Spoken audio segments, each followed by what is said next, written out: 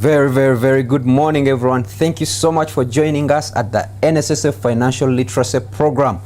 This is the time when we go to school. This is the time of the month. This is our last, every last week of the month, we go back to school and we educate ourselves on a few aspects in finance, in personal finance.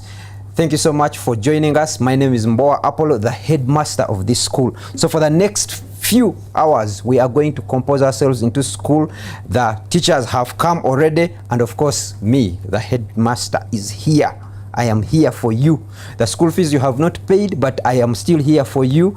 I am elevating myself to a science head teacher so that you can check on that remuneration also. And we have a joyous conversation. Of course, as we keep saying this, we shall keep doing this over and over again until we see the change that we want to have in this world.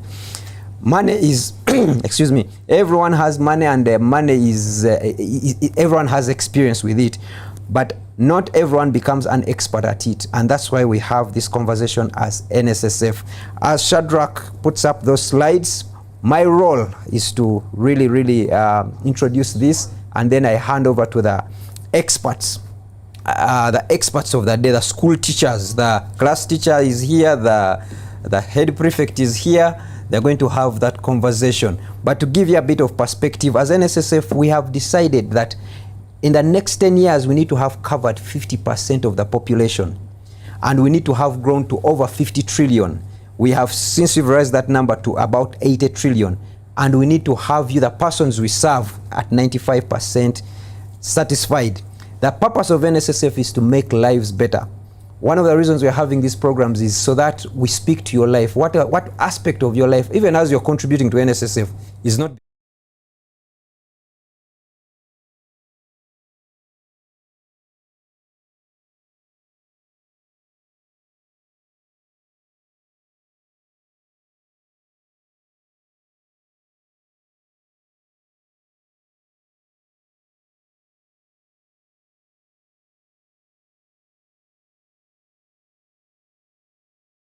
and save until you feel bad, but save.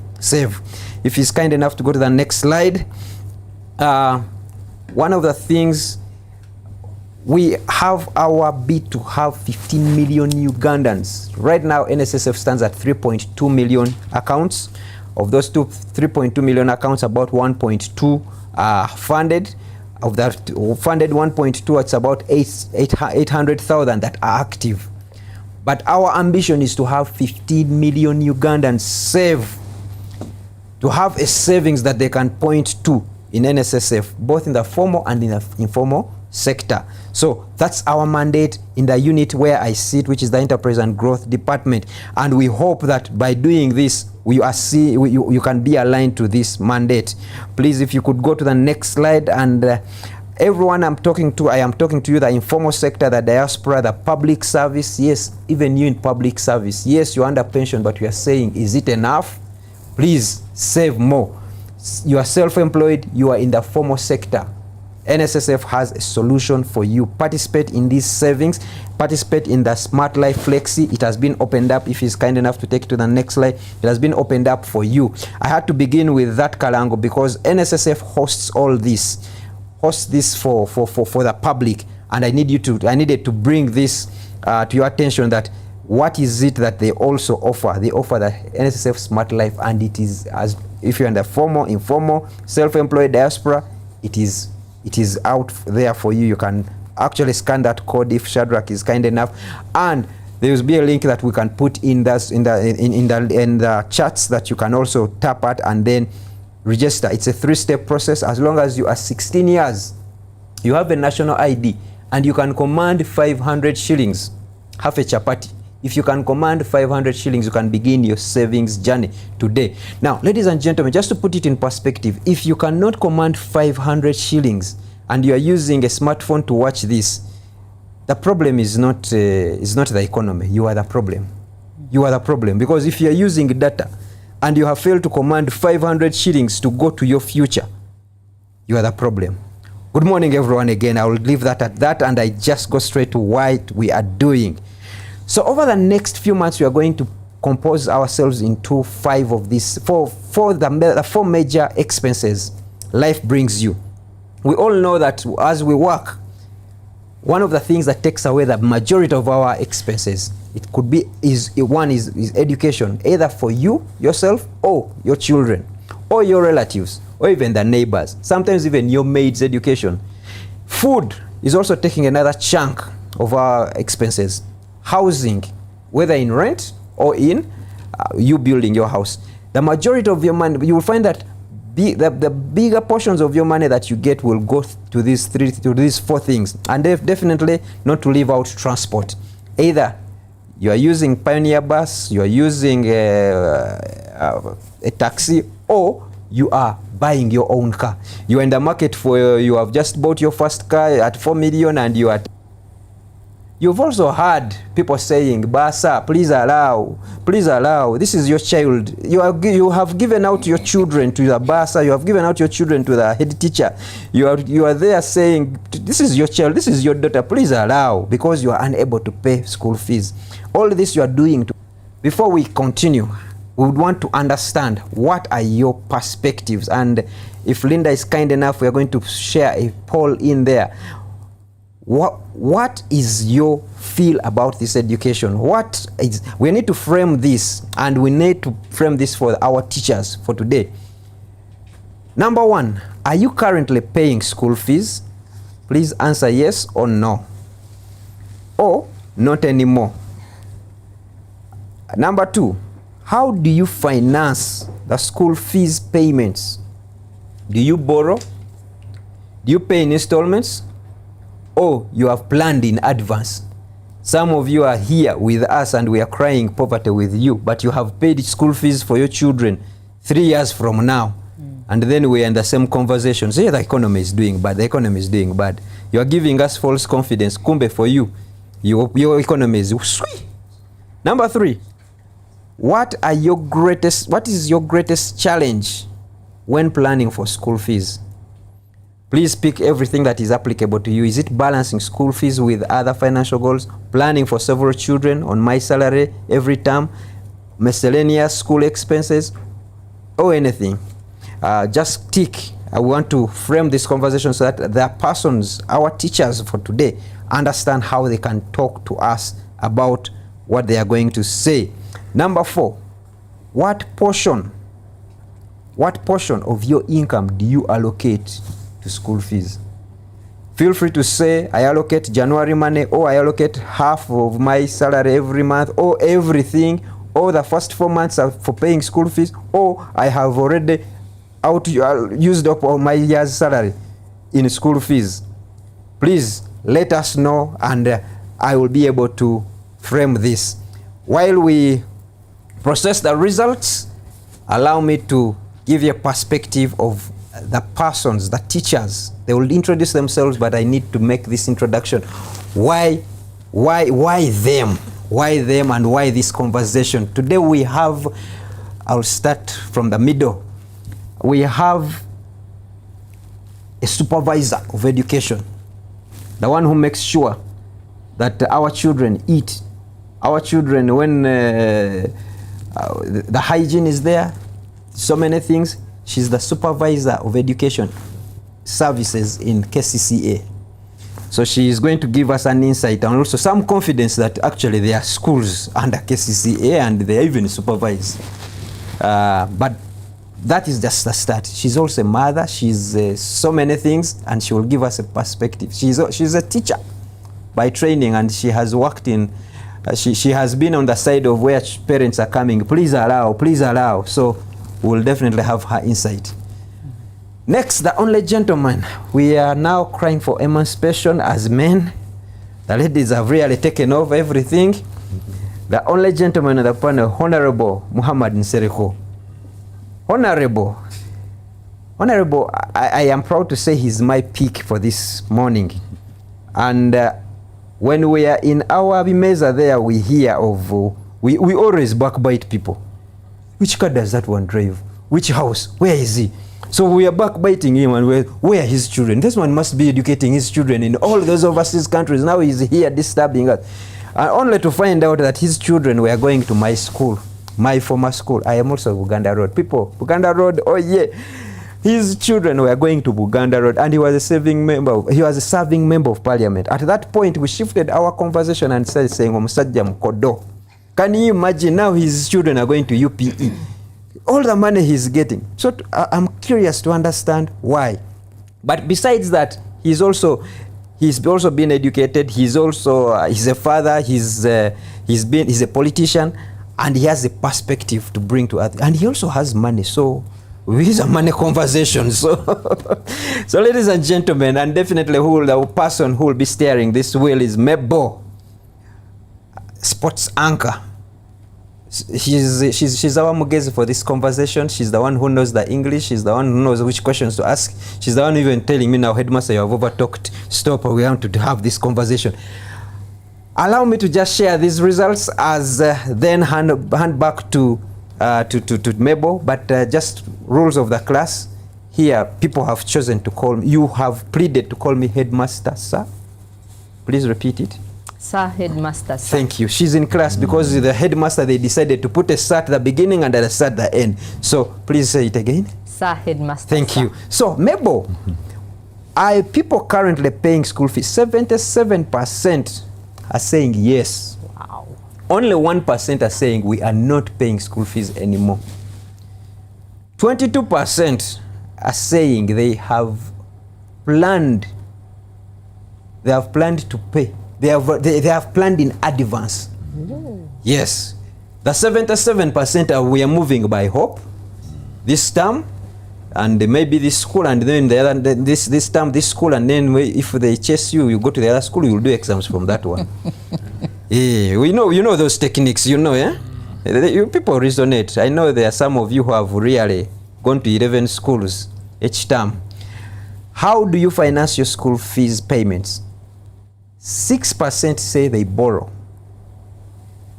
65% pay in installments. You know, then when you send a cheat, please allow the child, I have put some money in the bag. 65%. Then 28% have planned for these fees in advance. I need to note that this is an improvement of another of one of the polls we did. More and more people are planning for their for school fees. Number 3, what's your greatest challenge?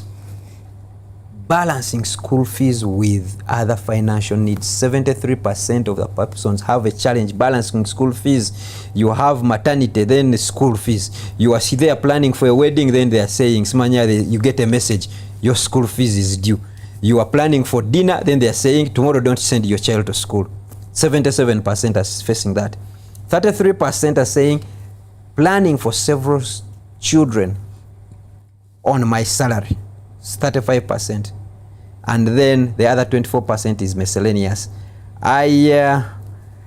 On the proportions, I will get back to you because we are going to compile. Everyone has given us what proportion, and we'll come back to you to just let you know what that looks like. So Mebo, Sir, headmaster, sir. These persons are listening to you. May class begin.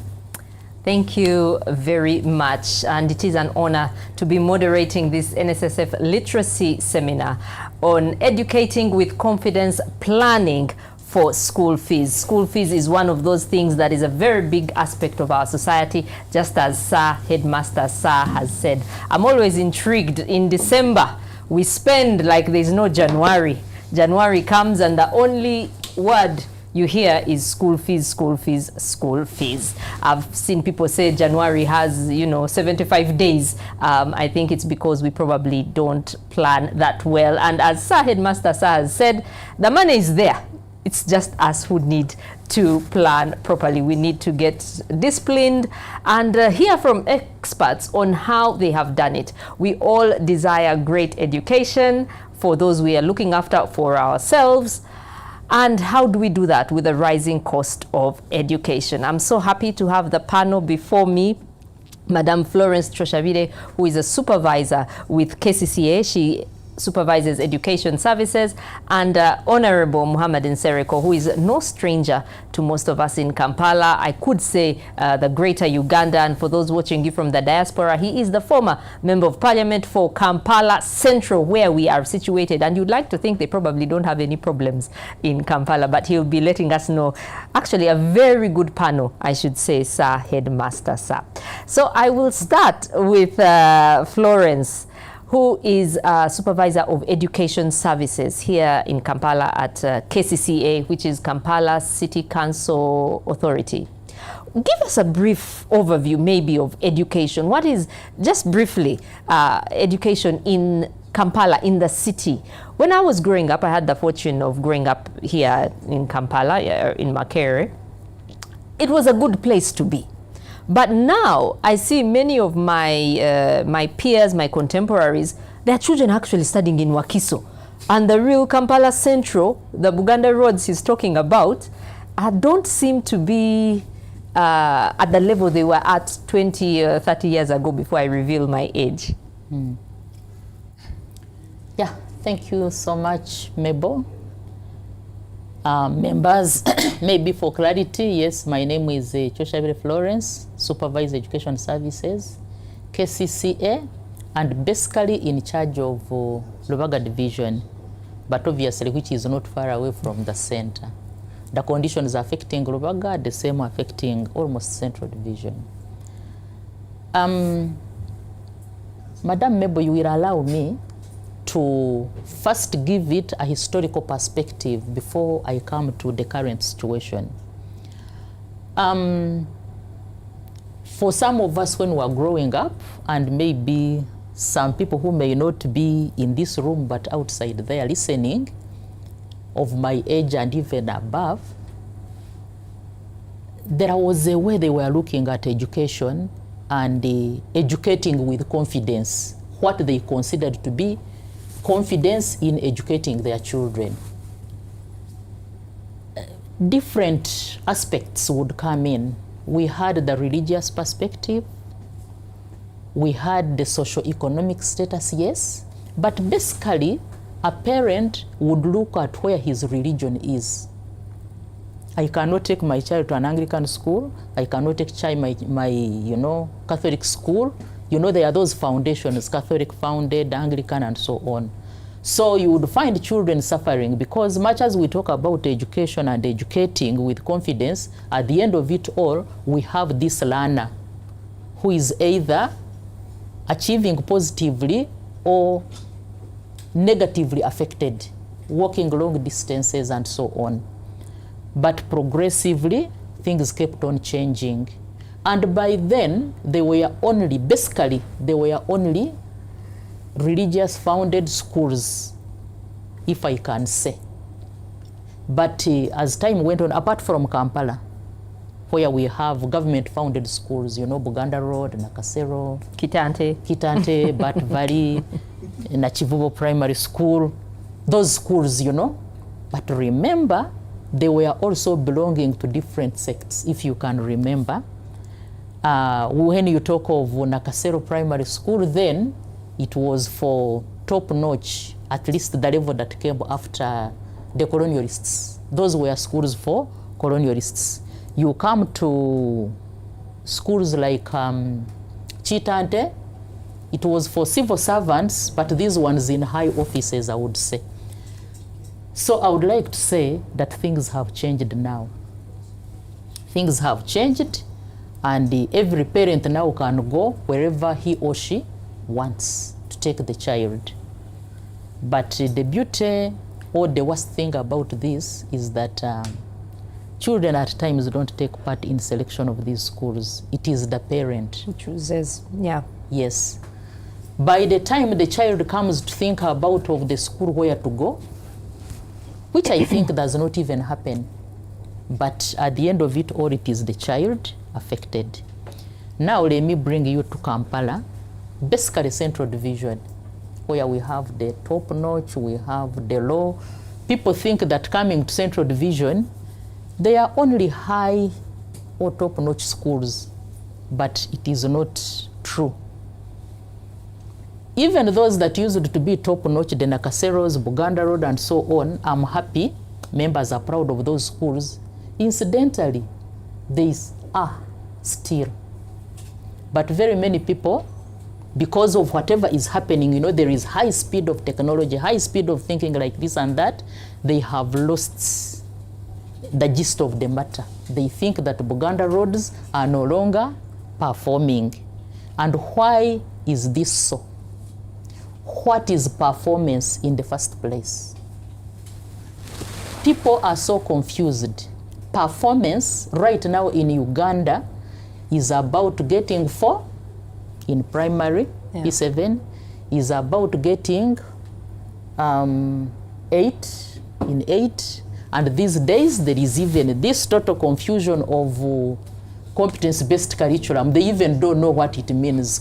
That's why parents are complaining about competence-based curriculum. Now, kati tetumanyi points za mwana, we hear of 1, 2, you know, A, B, C, you know. But still, it is the same thing. It is about the semantics around grading. So, good performing schools are tagged to the 4, the 8, the 20, the first class at the university, I mean. So they will do what it takes to access those schools that are able to produce those grades that I have talked about, which is very unfortunate. Because when you look at the general goal for Uganda is this all-round citizen. That's what should be our target. I have not had it change to this citizen who scored 4 or 8 or 20 or first class. And if you can bear witness, we are all here. I don't know, because we are all performing, I can see you people, you are performing well.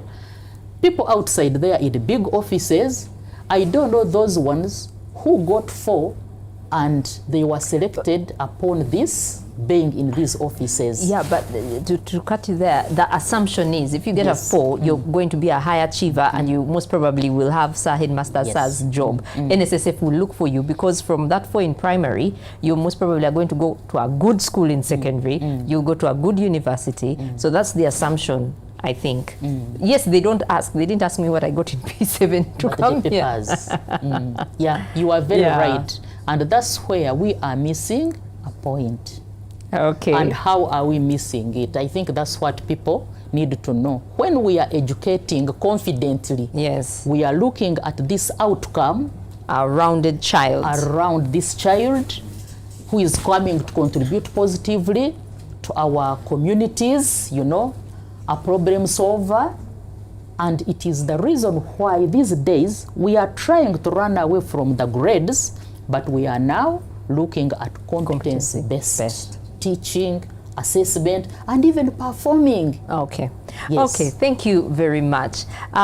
Honorable, in the introduction, they said you made a choice to take your children to a UPE school, which many of us assume the standards dropped.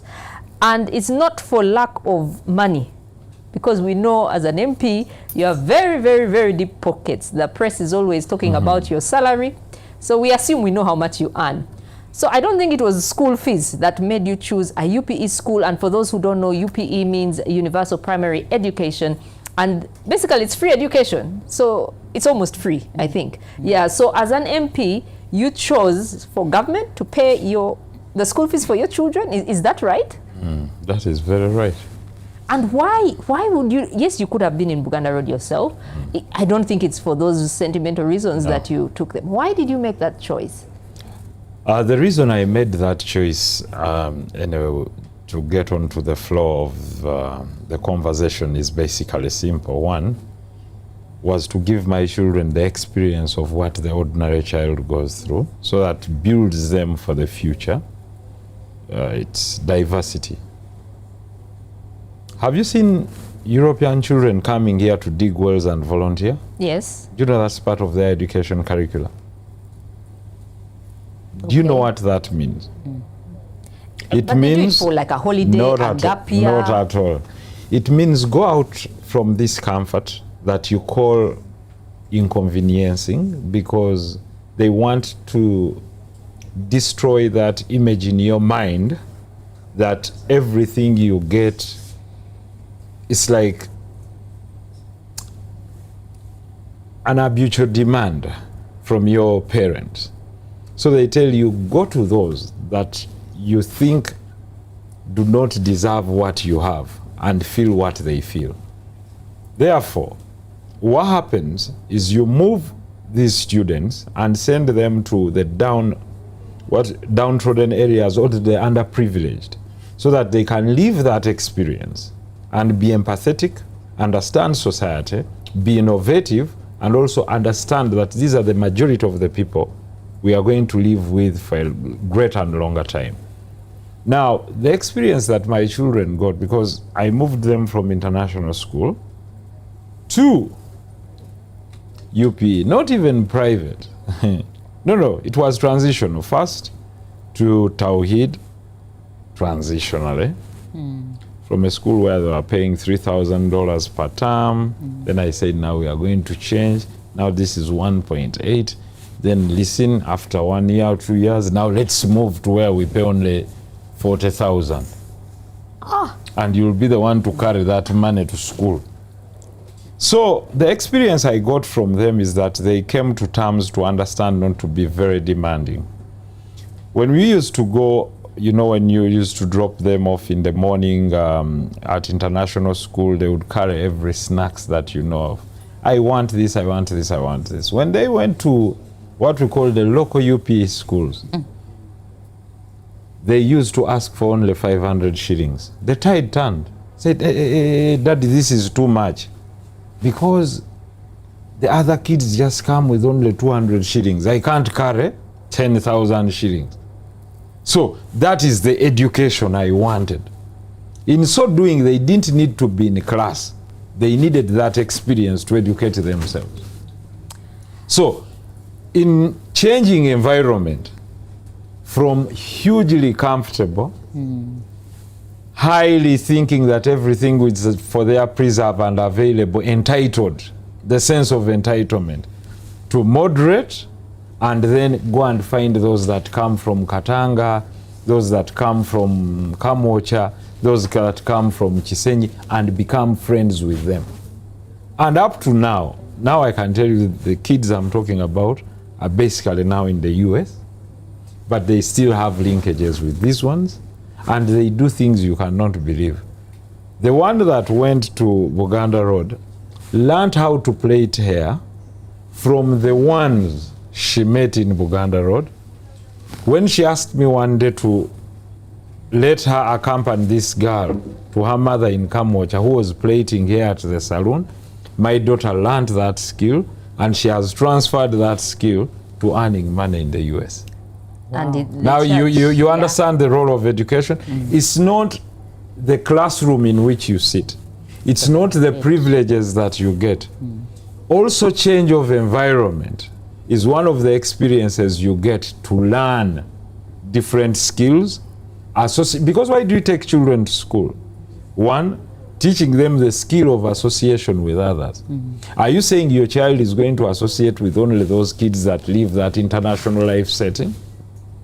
Or after graduation, as you may wish, or after acquiring a skill, they are going to serve the downtrodden and those at the high end. Therefore, I wanted to give these children the experience of being able to relate with those at the top, those in the middle, and those at the bottom of the pyramid. In so doing, they will come up with a holistic approach on managing life. And therefore, that is what, for me, I consider as perfect education. Thank you very much, Honorable. But I'm just wondering, hypothetically, yes, if that child, those children in Buganda Road, didn't pass primary 7 very well, wouldn't you have been in a dilemma? Or would you have had to pay? Would you have chosen a USE, which is Universal Secondary Education, for them, and then? I'll tell you, not at all. Why? Because for me, it's not about the grades that you portray to me. because I'm one of those that have been convinced that the education system in which we are running is based on the colonial setting that we inherited. And therefore, the issue was to produce a certain caliber of people to serve a particular market at that time, who are answering the questions of the capitalistic world at the day. You understand? Because when we adopted this education system that we have, that even Britain is running away from, Prime Minister Barnum, who is the new Prime Minister of Britain, yesterday made a podcast, and it's there on social media, you can go to it, and he said, now gone are the days where we need more men in tie. We are going to introduce the new advanced certificate for even children that move out at 14 years. And these ones have done it. Have you heard that DIT? For those people, for skills based, because the UK now needs more plumbers, guys that must drive trains, people must work on road construction. No, not really. No, we call them advanced skill jobs. Yes. Because not the blue collar, because now everyone, the ties are off now. You can enter an office without a tie, because that was a perception. White collar, before that, collar. when you come in like this, that is why you should qualify for a job. And I even one time jokingly posed that. And I said, when you go to the US, they ask you what you can do. What can you do? If you can do it, then have. They don't ask for papers in most cases. When you go to the UK, is how much you've studied in Europe. When you come to Africa, the question is, who has sent you? I'm telling you, you might have all the papers. They look at them and say, yes, our daughter, who have seen and looked at all the papers, but who sent you? Because you must answer the question as to whether the head teacher has sent you or someone else has sent you with a cheat. We understand, we are flooded with skills. You're here searching for a job in the NSSF, but who is your godfather? Did you come from Honorable and say, no. Okay, we will ring you. The same thing had eaten up Europe. But due to the pressures of collapse at the moment, it's now rushing away to adopt the most robust education system, which was adopted by South Korea and Japan. Japan, yeah. Plus China now. Yes. Because for them, the issue is what you can do. Yeah. The guys behind cameras there, I can tell you 100%, none of them is qualified in what they are doing. They have garnered that experience through working with these cameras. Yeah. And information and knowledge is outside there. But if you ask them, any of them who has a degree in digital engineering and camera operations, TV and radio production, you're probably going to get 5% of them. But out of experience, they'll produce a product that you don't know. That is why the traditional issue of I studied mass communication and I'm the one presenting on TV no longer carries weight, because I will challenge you, a great presenter. Did you do mass communication? Actually, I did social sciences. There you go. There you go. They're also smiling, so they agree with you. Going back now to education and resilience and educate with confidence, I would like one question to be added to the polls, Mr. Headmaster. And Mr. Headmaster, sir, the question I would like to pose for the polls is how many of those that are educating learners would support, because I've had this on my TikTok live, and the people we are proposing, it might not be popular with the educationists, that we only have 2 terms in a year. So if one of our panelists and the controllers, the admins, can pose the same question, that how many of the people following this podcast are pro change of the education schedule from 3 terms to 2 terms a year? You'll be very shocked the answer you'll get. Would they be too long terms or too short terms? I don't know what they asked for, but everyone that was calling would say, Honorable, oyinza otuteesezaako mu parliament taamu ne zifuuka 2. The reason is the cost. The cost. The cost. And the cost is that first term is a little bit long. Now, second term is a little bit short. Before they come back, Yeah. You're showered with another shopping list for third term, and you go back with squeezers and brooms. It's like you're building, you know, school, the demands from schools. I know. Bring squeezers, bring this, bring reams of paper, bring etc. So there are many things we can talk about in this segment, but for me, basically, education belongs to you, the parent, and your child. Yeah. You determine the path in which your child must go because you're the first person to give them career guidance. Yeah. The other thing you have to do is to invest with your capability. Look at your ability, because you see, it's not how much money you have. All money is enough to educate a child. It's what you want them to achieve. Then you'll deploy them to those schools that require the funds that you want to give them. I'll give you an example. Why would I be paying 5 million at secondary school to achieve what? Let me show you. Because Mr. Headmaster was asking me about the investment. In this investment, there is huge wastage. But I can tell you what our parents have invested in us, or what we are investing in our children, and where we should sit them down and tell them, listen, guy, from nursery school, you go for 3 terms, and you're there for basically 3 years, baby class, middle class, and top class. And in these terms, this is how much I spend on you, minus transport. For just the school fees and tuition that I pay for you, you're basically paying between 1.2 million to 1.5. But let's leave it at 1 million shillings. For 3 years, 3 terms, basically 9 million shillings at elementary level. To go and sing Jack and Jill went up the hill. Early childhood learning manners, stop soiling your pants, etc. And those teachers are heroes and heroines. I would like to say, those that take care of those early child, they sleep, they do everything, they urinate in the, they teach them all forms of manners, and they breed them out.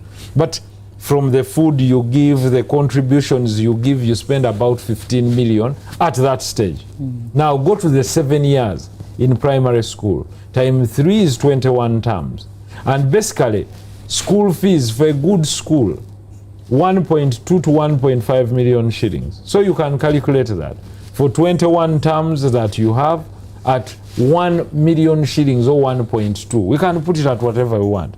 That's about 21 million minus shopping. Add another 21 million plus shopping. So you've basically spent nearly about 100 million shillings, primary and elementary. Secondary, another 6 years. Now, the stakes go high. The girls should go with the pads, this one should go with this, the guys need this deodorant, these ones need this, everything now. Now the bill increases. So, on average, on a single child, you spend another 50 million shillings for 6 years. So look at the level of investment. Now it's 150. University, for the 6 semesters, 3 years, whatever it is, you spend another 3 million shillings per semester. Housing, food, this, coursework. They even manufacture very many things. They have started the art of lying at that level and telling you everything. Probably spend 5 million per semester. You understand? So by the time you leave university, there's another 30 million dropped there. So if you have 5 to 7 children, how much money will you have invested for 5 to 7 children? Nearly 1 billion shillings. Wow. The issue is, after investing all that money, what? You come back and they all sit down and look at you and they say, your next job, daddy and mommy, is to look for a job for me. This is my CV. Now, this is the biggest disappointment. Yeah. That is why we say now, train them now. Yeah. Look at the child's skills, dig them dig deep into them. He's an artist, no problem. Try to improve his art skills. During holidays, can you paint this? Can you do for me this? Can you try to do this? Can we sell this?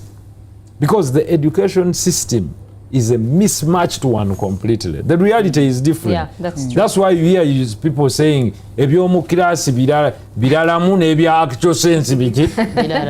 Because none of us are, we are taught about how taxation goes around. You talked about taxation in commerce and in economics, but if they asked you, how many people know excise duty? We only cram that excise duty is that duty charged on goods that are produced within the country. But if you went to actual manufacturing and you saw someone knocking on the door, you are and saying, this good is excisable. Then you say, excise, was it the exercise book? What is excisable? And why don't we translate these things in local languages? Yeah. To teach our people, because basically, how does the National Social Security Fund benefit by bringing the topic of education? It is two-way. To help save the people from the stress of misusing their social security savings. But also to teach the young people the benefit of becoming either business owners so that they can employ, or good employees that are employable, and then to encourage spreading the risk to investment, where probably the NSSF comes in to also be an investor, to invest the funds of these people. The more business is grown, the more we grow the employment and narrow the unemployment gap, which is at about 8 now to 9 million people. The recent statistics was 7.7. I doubt that. It's about 8, 9 to 15 million people, because many are in disguised unemployment. Yeah. I just walk to someone's shop and say, "Katunyumizemu awo tomanya." So by EDB, I come collect your jacket and go and sell it somewhere. So the awareness of saving schemes for social security should be incorporated in our national curriculum if you want this to grow. Yeah. Because how many million children will be in school in the next 10 years? Every 2 years, every year we are producing more than 2 million children in Uganda. Therefore, in the next 10 years, you're going to have 20 million children. These are potential clients for this institution, minus those that are currently in school. So can you teach them in entrepreneurship and the skills, general paper, whatever you call it, the purposes of saving their money with either pension schemes or this scheme or the other scheme, the role of saving in starting businesses, but also protecting their social security in the future. Therefore, for me, I would like to say, I would like not to take a lot of your time, but for those of you that are listening, this I agree with the supervisor of education. It has a historical perspective, but it also has a mindset issue. The issue of thinking that everything comes out of competition. We have competitive minds. Omwana wange yafunye buna. You go chest stamping. What are you chest stamping over? We had those bunas and butanos, we carried them 4s and 5s. They add to nothing. They are only helping you to step to another level. But they are not the end in itself. This is a process. That is why we went to Europe. When I was in Europe doing my master's, I was so shocked. The national pass mark in the UK is 40%. They will never change the scores because children performed very well. That this year, like you hear, this UNEB here in Uganda, that because children performed very well and they all passed English, now the distinction 1 in English has moved from 70 to 95. What is wrong with declaring that they all had distinction 1 in English? So the children in Buganda Road Primary School have not actually failed. They have not. They have not. They have gotten 70%, which is a distinction ordinarily at all levels in every country. But your education system, because it's based on meritocracy, it's not actually based on meritocracy.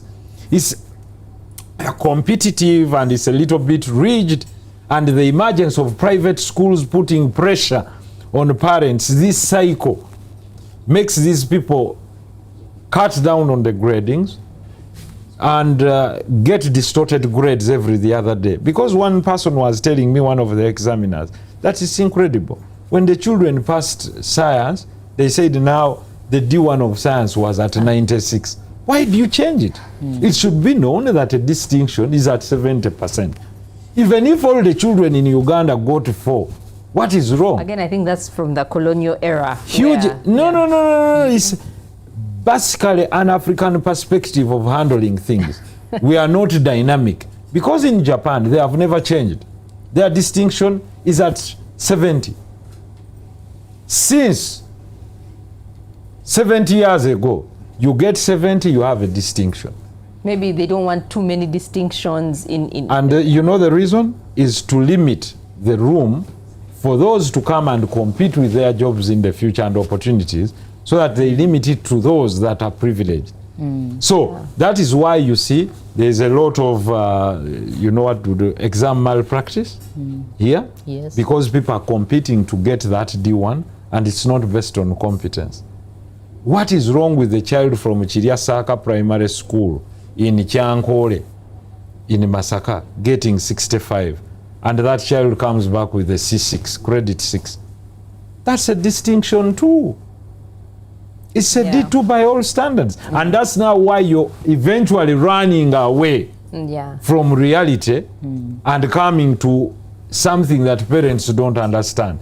Okay. What is A? What is B? What is B minus? What is C minus? They are confused. And the reason they are confused, as I wind up, the reason they are confused is basically we all don't know the end goal of the journey that we are trekking. What do you want your child to be? Because we are moving to a world of artificial intelligence. So can you teach them the tools now?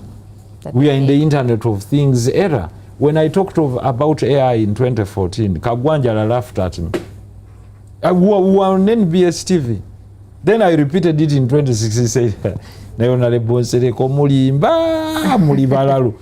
mean it will come a time when you will just type in a prompt and then something writes a book?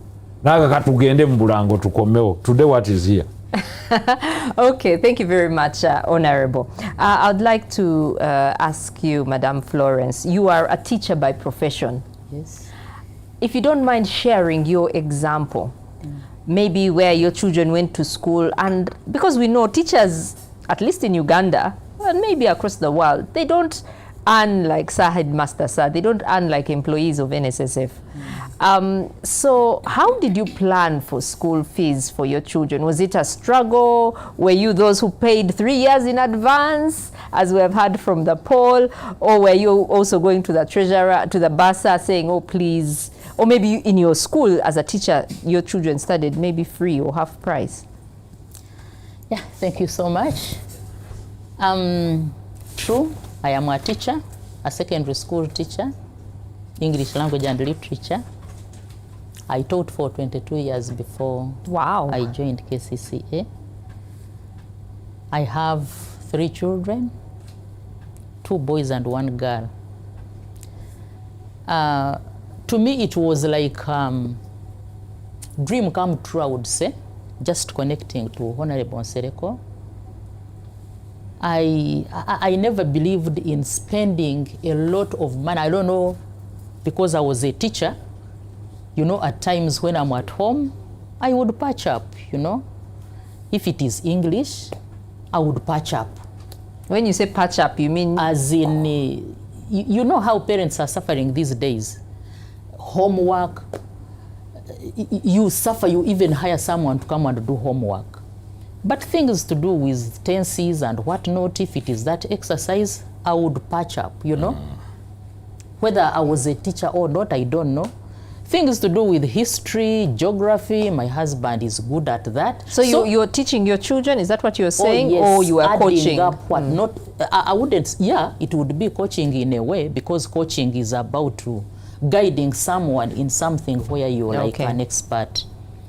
We would do it unknowingly. So to begin with, we had our nursery school Actually, the first nursery school in Uganda, for those of you who'd like to know, that is Entebbe Kindergarten.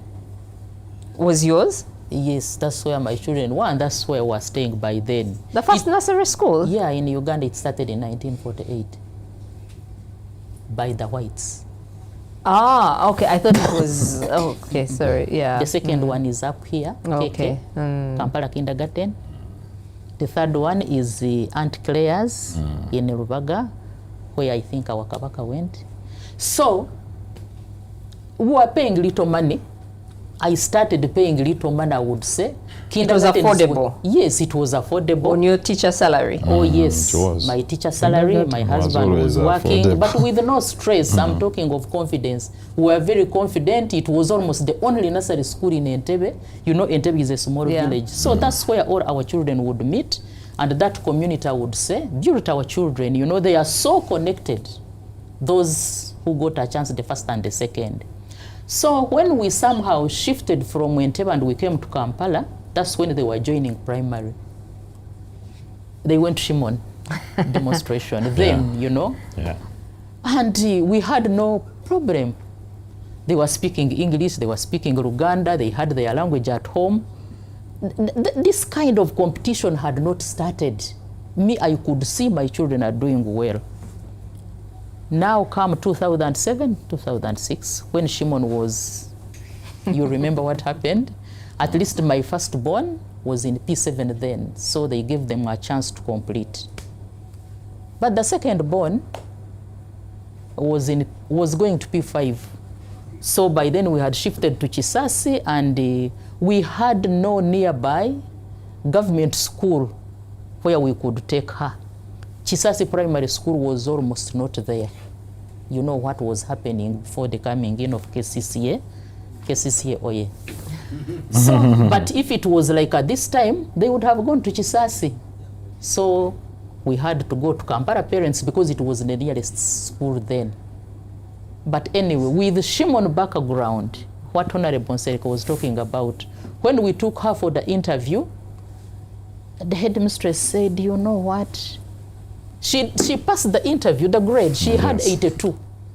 But she said, you know, the fact that she's coming from Shimon, she must be in class B or class A, I don't remember, you know, that's the classification, A, B, C, and so on. So they put her in that class. Just for 1 month, they were overwhelmed. And actually, when she entered, I don't know, these days she shares with me, she was somehow traumatized, but she talks less.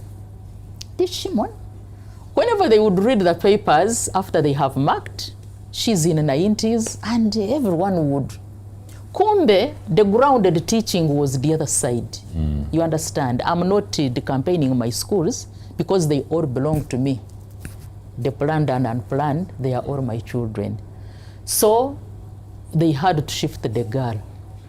Anyway, the girl performed, I would say. She went to where the grades took her, and I think a good school, because Gaya's High School is not a bad school, but on merit. So I would like to say I never struggled to look for school fees in order to take my children to school. Me, with education background, well knowing that teachers are taught in the same institutions. And basically, for instance, when you look at primary, secondary, apart from nursery, which is not yet well embedded in the policy, the teacher institutions belong to government. So all teachers, whether in private or government, they are all trained from the government institutions.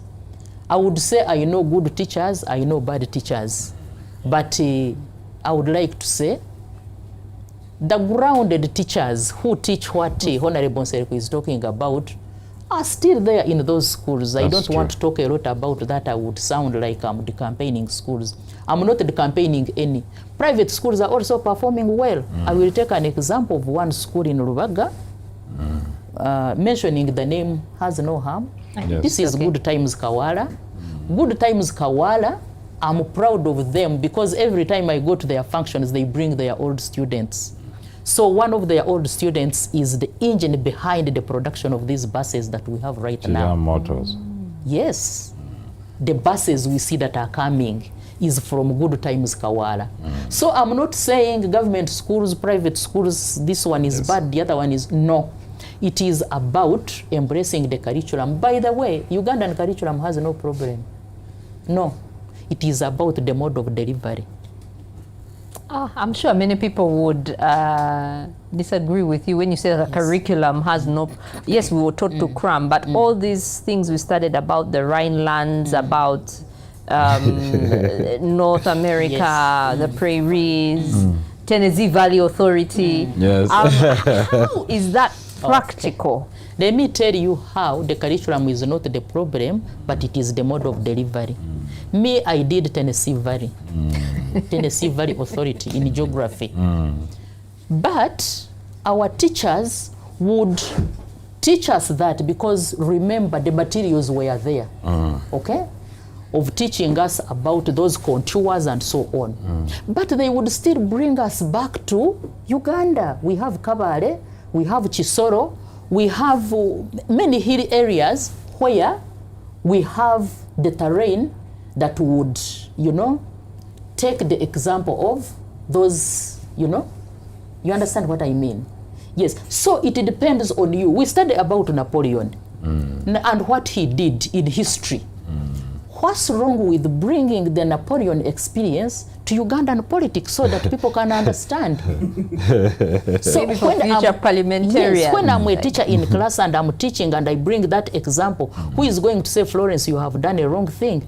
It's because the way we deliver our curriculum, we just leave it the way it is. We don't bring it to... You understand what I'm talking about? I'm a teacher of literature.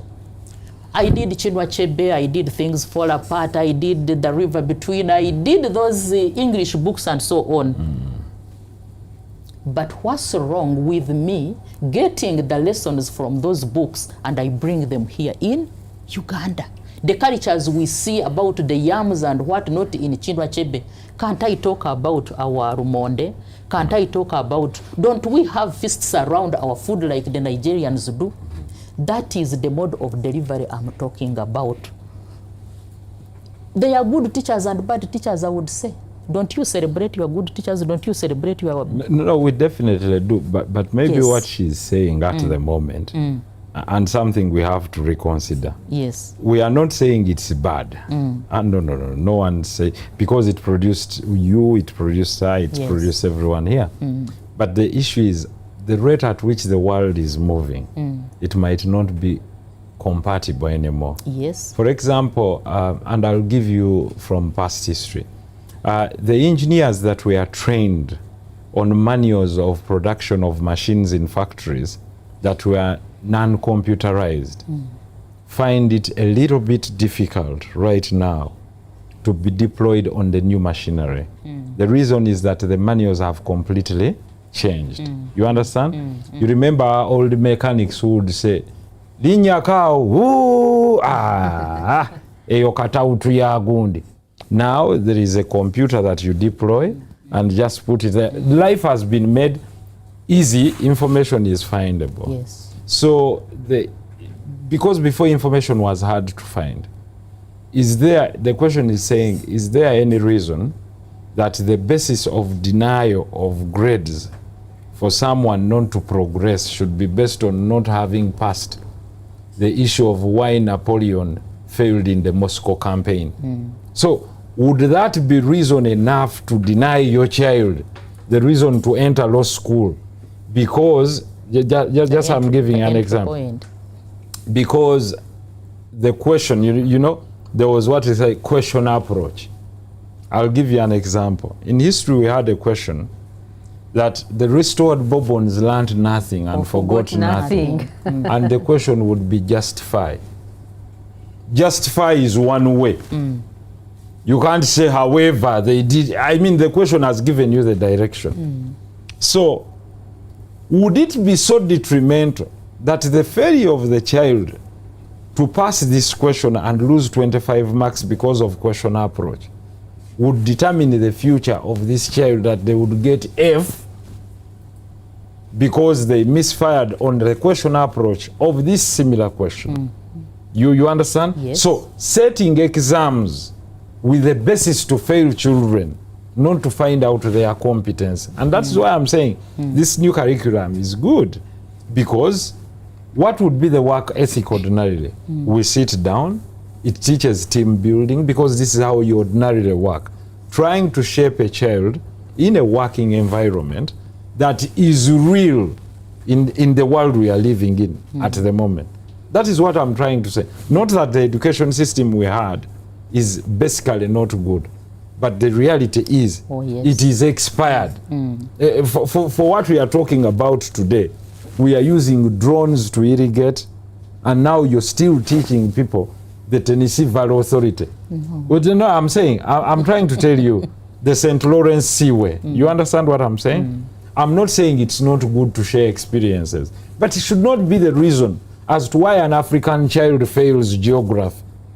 The reason as to why an African child should fail geography is the failure for them to distinguish between what we call a mountain and a valley. And the basis should be, there is Mountain Mohavura, there is Mount Elgon, there is Mount Rwenzori near them.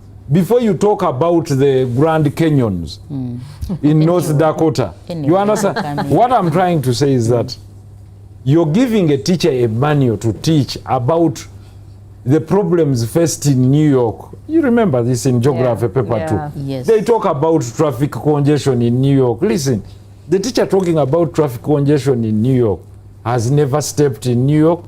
The ones they are teaching will never step in New York. He doesn't. So it's not that there is no traffic congestion in New York. Just talk about Kampala. And you'll sort out the issue of traffic congestion. So, Honorable, actually that's what I was coming to. And within my introduction, that's what I was coming to. Absolutely. And it is the reason why we are running away from examination-oriented approach of teaching to competence-based. With competence-based, this mode of delivery I'm talking about, it is bringing children to reality. You understand? You have talked about the DIT, that is the Directorate of Industrial Training. Right now, with the new curriculum, we are saying, you have talked about people behind the cameras. You might even find that some are working without any paper, no certificate, no what. But these people qualify, you know? Now the curriculum is extending from the classroom to the world of work. You understand? If you go to Katwe and you see what these guys are doing, don't they need a certificate, for instance? If you see the Baganda ladies preparing Ruwombo, those people need to be authenticated so that the market base can increase. You come to Ankole. If I prepare my porridge, this watery porridge that people like most, you go to Kigeza and you get the Mulamba. There is a lot of science in it, and those people deserve authentication. That's what the new curriculum is calling for. Those issues of UK and USA, where a child at 14 has completed a certain level and can do something, those are the things that we are encouraging. And when it comes to teaching and the pressure that we're exerting on children, we are not looking at those things. That's what I started with. We are looking at 4, we are looking at 8, we are looking at 20 and first class. But to bring you back to the system that you went through, when you go to Buganda Road, you go, right now we are in the season of MDD. Let me tell you, we are in the season of MDD, we are in the season of borrow games, where you belong, madam. But if you count how many schools are involved, the other ones will tell you, you know, our children cannot manage this. They can't run, they can't kick a ball, you know. But we have the caprotics. When you go to, there is this school near the prisons, Makshon Bay Primary School. That's where most runners, footballers come from. Why? They are free. So I would like to say that people who are talking of UPE schools doing nothing, not performing, it's because they are not looking at the other side of the of the coin. for us in UPE, because I'm in both, but in UPE, we are still sticking to producing an all-round child, yeah. Even your people that you have in those, areas, you will find that they were trained from there. Oh, yes. Yeah. So the curriculum is calling for this all-round child, is calling for what the child can do that should be facilitated to develop it. But not only the grades. And I would like to give confidence to all the listeners that performance is not about grades. No. No, not at all. I'm always overwhelmed. I always interact with old students of different schools. But when you go to Chitante and you meet the old students, when you go to Buganda Road and you meet the old students and what they are doing, most of them are the ones that designed, Garden City. Most of them are, in these areas, most of them are the good teachers. Buganda Road, you are ever crying of Mr. Kasisiri, late Kasisiri. Yes. When that man passed on, the mourning was all over the whole world. Why? Because of what he did with mathematics and what the people are doing. Yeah. So parents out there should run away from performance means academic grades and start to look at what a child can do in life. Yeah. That's when we shall be able to be proud of products that are impacting their communities. Okay, thank you very much. We will be answering some of your questions a little bit later. But to Honorable, as a Member of Parliament, it's always been said what your role is, but I'm sure because of the culture here in Uganda, so many people would come to you, possibly many in January, saying, Honorable, my child is at home. Maybe if you could kindly give us a little bit of your experience when you were a Member of Parliament for Kampala Central. I'm sure people, I've seen you with 3 phones, so I'm sure they all serve different purposes. We had the statistics from Sir Headmaster Sir at the beginning that about 65% of the people pay fees in installments, 6% borrow. So how bad is the, okay, I wouldn't say how bad is the situation because you probably didn't. Maybe you could have done research during your time as Member of Parliament for Kampala Central. But there are 2 questions in one. One is, what is your experience? How many people came to you and how desperate were they for school fees? And 2, how would you advise them then and maybe now? How would you advise them to plan? Would you tell them, take your children to Buganda Road where they pay, did you say 40,000 shillings? Yes. Is that what you tell them? By the way, that is exactly what I told them. You've answered the question. Go where you can afford. Yes. Because myself, I was sponsoring more than 100 children in Kololo High School. Wow. Yes. So you'd look at the bill I would get, above 70,000 per term, and between 100 and 200 depending on those that come. But on a schedule, I would do that. Sorry, if you don't mind, how would you choose those 100? No, it's the school to select. It's the school to select. Those ones that are much needy than the others. So I had given that, and I'm proud. Some of them have become medical doctors, others have met them, they are lawyers, others are teachers, and others are doing their private business. But at least I've lent a hand as a human being because I realized there is nothing much I could do. But whenever a parent who was sincere, because most of the people that walk to the politicians, some are liars. But whenever a sincere parent would come to me, I would sit them down and tell them, listen, you're in my constituency and we have what we call seed schools. They have something affordable, which is a contribution for lunch and cleaning fees at the schools. So take your child there because that is what you can afford. You're coming to me, you're a single mother, or you're a single parent, you have 5 children, your husband probably passed on, you didn't make any savings, and you're telling me to help you pay for them in Namagunga. I just tell you, for as long as a child is bright and intelligent, they will survive. Intelligence is intelligence. Drop me anywhere and I will survive. Because my brain is my brain. I don't need to be pumped. There are good chemistry teachers there in Kololo. There are good chemistry teachers in Old Kampala because these teachers are just moved around all I mean secondary schools by the same government. The same teachers teaching in Chibuli, in Namagunga, in Makerere College are the same teachers teaching in Kololo High. Probably even better. There's a gentleman called Mr. Seville. If this guy had taught me history, I think even 100 would have been less for me. Because I heard him teach history and I enjoyed. He said there are some basic points. He was teaching all level. Causes and effects. The causes were the same. The causes of every uprising, they were the same. The effects were completely the same. So I saw him teach he said whether it's Majimaji, whether it is Abushiri revolt, whether it's Ramoji, whether it's this, whether it is Namaherero, the thing is only going to change the country. Such teachers. Yes. Then he says, but first get these points in your head.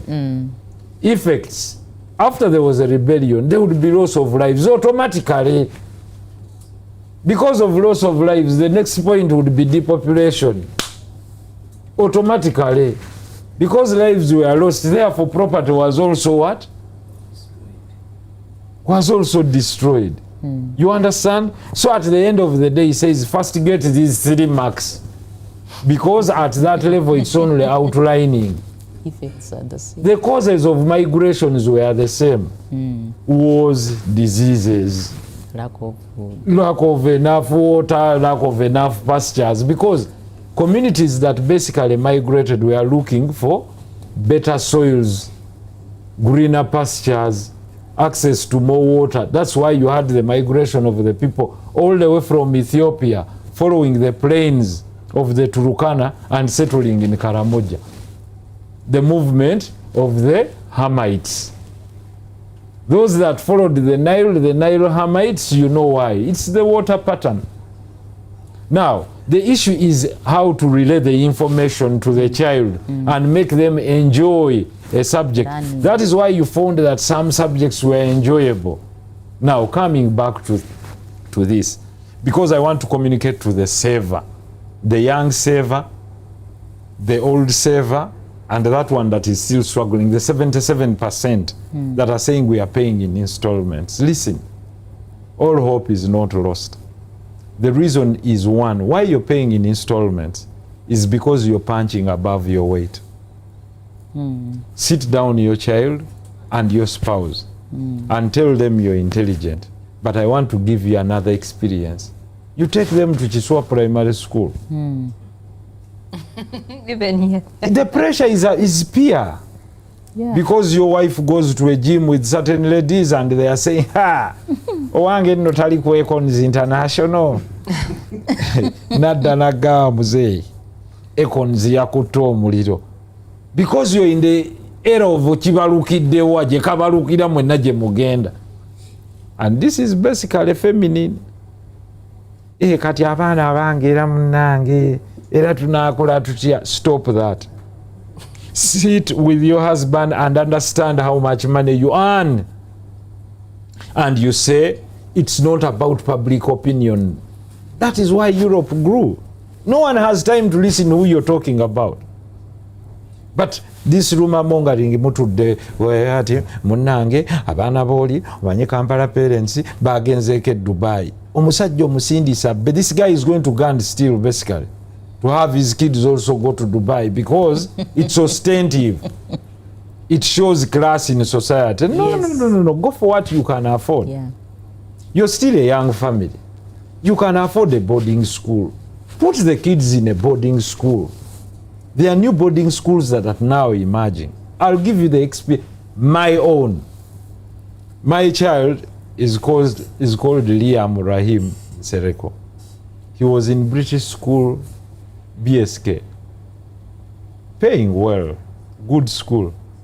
I changed him. Now he's in Grape Valley, in Lubowa boarding school. He enjoys it. One, for him to understand religion and become. He's a very transformed guy now. Yes. He's no longer the other guy who was saying gorillas, then this, then this. So when I was there on Saturday, they were telling me Sunday, they were telling me amugumite. Everything is the matron was telling me, you have a transformed guy now. He said, I'm only remaining with 4 biscuits. Let me take 2. But I surprised him when I visited him while not on schedule. So I went with him then I said, pick what you need. He picked a few things. I'm looking at a transformed guy now. The Liam I knew would have picked the whole supermarket. But now he said he picked a few things. And surprisingly, who did we find? We found Tubbs, who has been on Twitter recently arrested and freed. So Tubbs comes to greet me, oh, honorable. Then Tubbs looks at my son. I even have their picture here. And he asks him, do you know me? Liam looks at him and says, aren't you the guy who was kidnapped? So the Liam I knew in international school would not even watch news. He would be on Roblox, on cartoon. Now Liam tells Tubbs, aren't you the guy who was kidnapped? Then Tubbs says, he said, you're Tubbs. I said, ah? And you said your sister went to look for a lawyer. Tubbs was shocked. Tubbs was nearly shedding tears and he was saying, are you sure this guy knows me? I said, I actually don't know whether he knows you. I'm also shocked that this guy does what? We were at Ecomat supermarket here in Entebbe Road. Then Liam tells Tubbs, you guy, you should file a suit against them. Then Tubbs says, how does this guy know that you even file a suit? I told him this is a different, Tubbs, this is a different generation.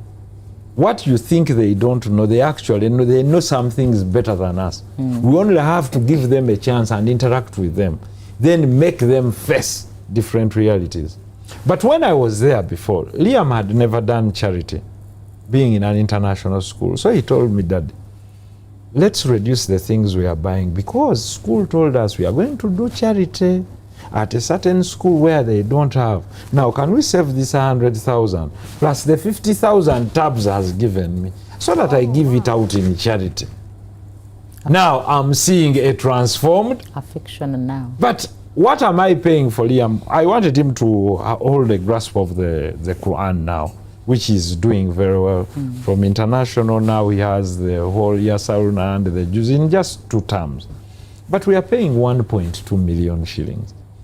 Not that I can't afford, but he's in a boarding school where they are fed very well, where you can visit them at all times.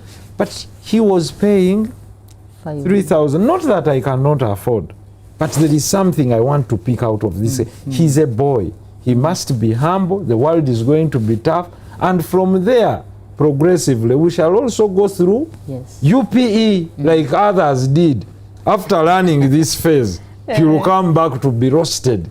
Probably at Uganda Road or Bat Valley or Chitand, even if it's 1 year, so that he makes those friends. So I'm trying to talk to those of 77%. It's not a do or die that your child must be in Budo. No. If you cannot afford 3 million, it's fine. Your child can go and pay 300,000 in Luzira Secondary School. You're staying in Luzira. Your child will pass. I can assure you. Just talk to your child and keep digging a lot out of your child and looking for the best goals. Okay. So let's go for affordability.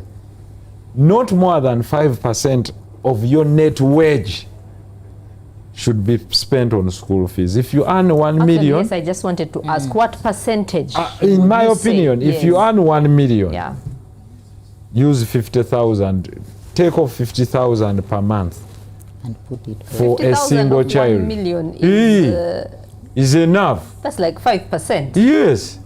So you're saying that's 600,000 a year to educate one child. 5% of their earnings. Because net earnings, not gross. Okay, net earnings. Net, because that is what you can afford. Can be in terms Would of you percentage. also agree? Yes, 5%. Okay, I'll give you a simple example. You're earning 1 million, you have 4 children. But 20. So that will be 20%. That's 200,000. What will you save, you as an individual? Because we are investing in these ladies and gentlemen for them to be okay. But, you know, they will take whatever you leave you bequeath, and they'll suck your life forever. Yeah, I'm telling you because you're dedicating it to them. So I always tell them 5%, 5%, 5%. But as we even grow, we shall reduce it to 2%. Because even my earnings keep on dwindling as you grow. Because you're many, the pressures are more. The issue is, can we invest together for the future? I'll give you an example. A parent today that is spending 3 million shillings on a child, let's pick off just 2 million shillings for every term, and you pick on an acre of land in Kayunga. I'll give you Kayunga, where there are acres in Galilaya for 5 to 7 million shillings. But let's give it 10 for avoidance of doubt. So 10 million shillings, let me reserve this 500,000 for this child, or 1 million shillings. I plant eucalyptus on this acre, Kalitunsi. You're privileged, but let me tell you, because I interact with people. Do you know the cost of a fuso of firewood, a fuso truck? It's 2 million shillings now. 2 million shillings, boss. Do you know how many fuso trucks you get from 1 acre? 35. True. In a period of 5 years. Now let's start from there. Mr. Headmaster, punch in the calculator, we move. I invested 6 million shillings in Kayunga. I tilled the land, put eucalyptus. No one needs maintenance of eucalyptus. Anything can grow there, goats can graze from there, whatsoever wants. And rare yes, 5 to 6 years.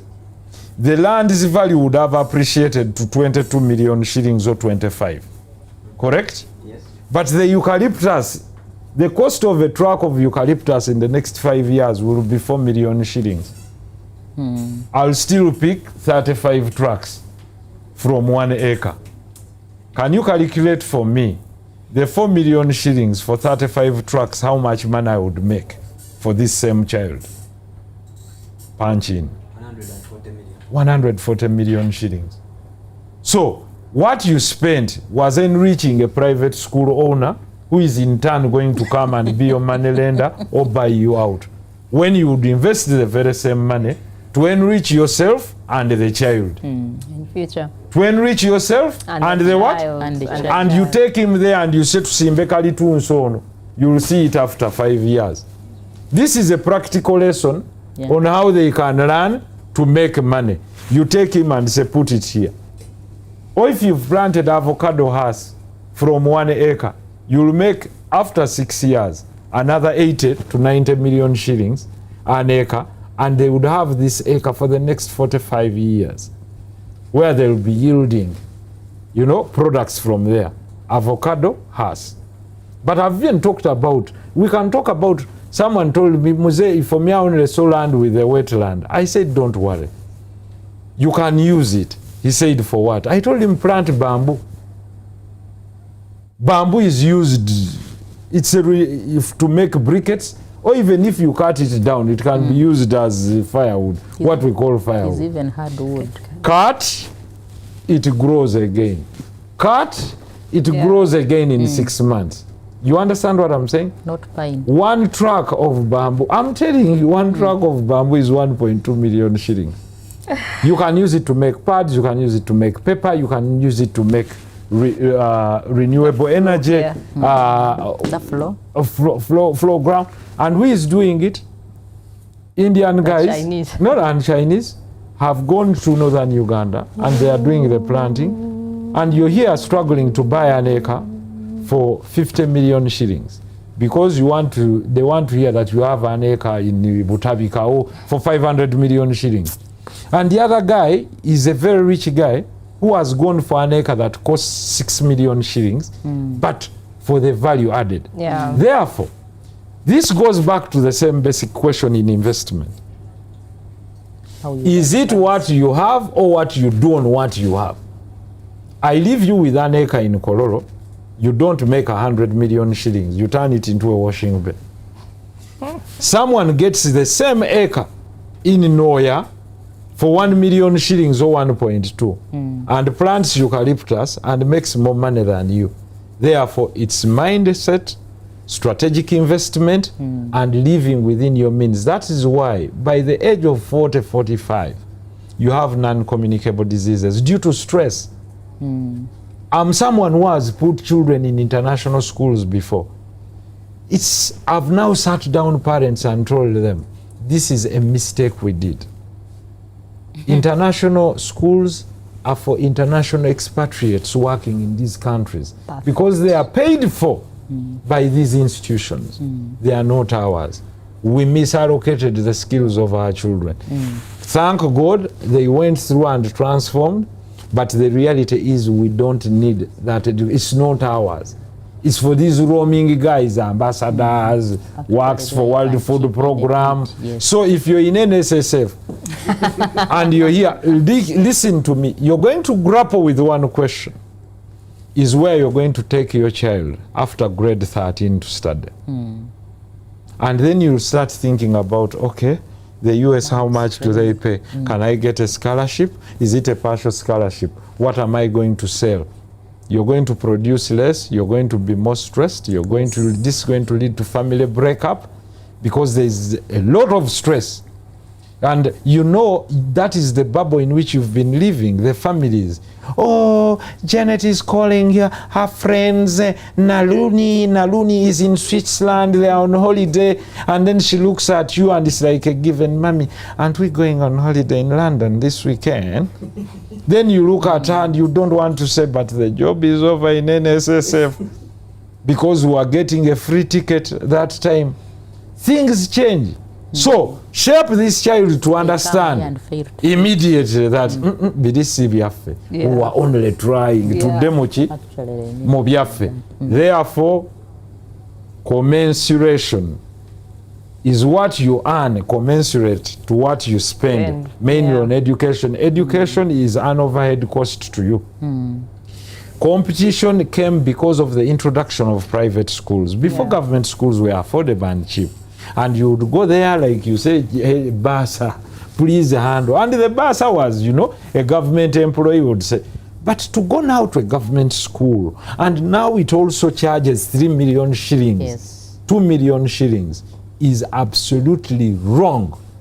And I said that in Parliament, and I'll repeat it.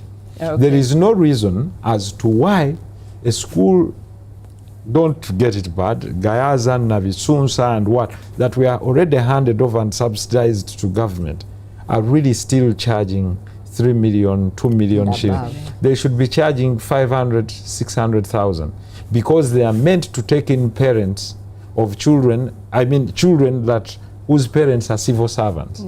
That is why government subsidizes those schools. And because these civil servants, like a police person and a teacher and a nurse is still earning, and a doctor is still earning lower wages, where are they going to educate their children? If their children are actually in these seed schools. And after that, university education is becoming troubling. What happens now in Kenya? President Ruto copies the one in Namibia. And he says, now university education is going to be free or subsidized by government, because he realized that the rate of dropout is extremely high. Now, the biggest pressure on the parents towards retirement is when their children are in uni. That is why they come and pick all their savings and then deposit them on higher education, thinking that at this point, my child is doing medicine. They are in their 5th year. The government is not paying medical interns. I have to sustain because I'm holding on to my child to become a medical doctor so that they can look after me in the future. That is why you see what we would call probably pressures on their expenditure from their savings. But the reality is, if they agree and we say, let's plan the investment now, you're 23 now, do you need to drive a big car? Or if it is enough, can we go for that? And you have these 5 acres of land, you'll drive it later. Let's talk about that in our financial literacy program in future. Okay. Yes, I want to bring you in, Madam, before I go to the questions. Before you go to the questions. Actually, he has talked of international schools and those schools of that And I would like to bring in my experience. We are doing a project with the government of France, specifically one city bordering with Germany called Strasbourg. So I had a chance to go on that team, a benchmark team. We reached there, we looked at schools, which I think is just the same thing in the entire country. Education is free. Yeah. Totally free. There are factors that make it free. All schools are government. To have a private school, it is like opening a bank account in 1960s. Absolutely. To pass a private school is not easy. There were actually about 3 schools in that city, private schools. All schools are government, conditions are the same. The so-called international school, actually it is called a European school, was only one in that city. And it was for children of those diplomats working in the European Union. Correct. You are not even allowed to take your child there. And for them, they study in English. French is like a second language. Okay. No, I have an experience and I can share it with you. With my son, Abdul. Maybe in 1 minute. In 1 minute, he is from the US. So now he managed to get a club in Germany for football.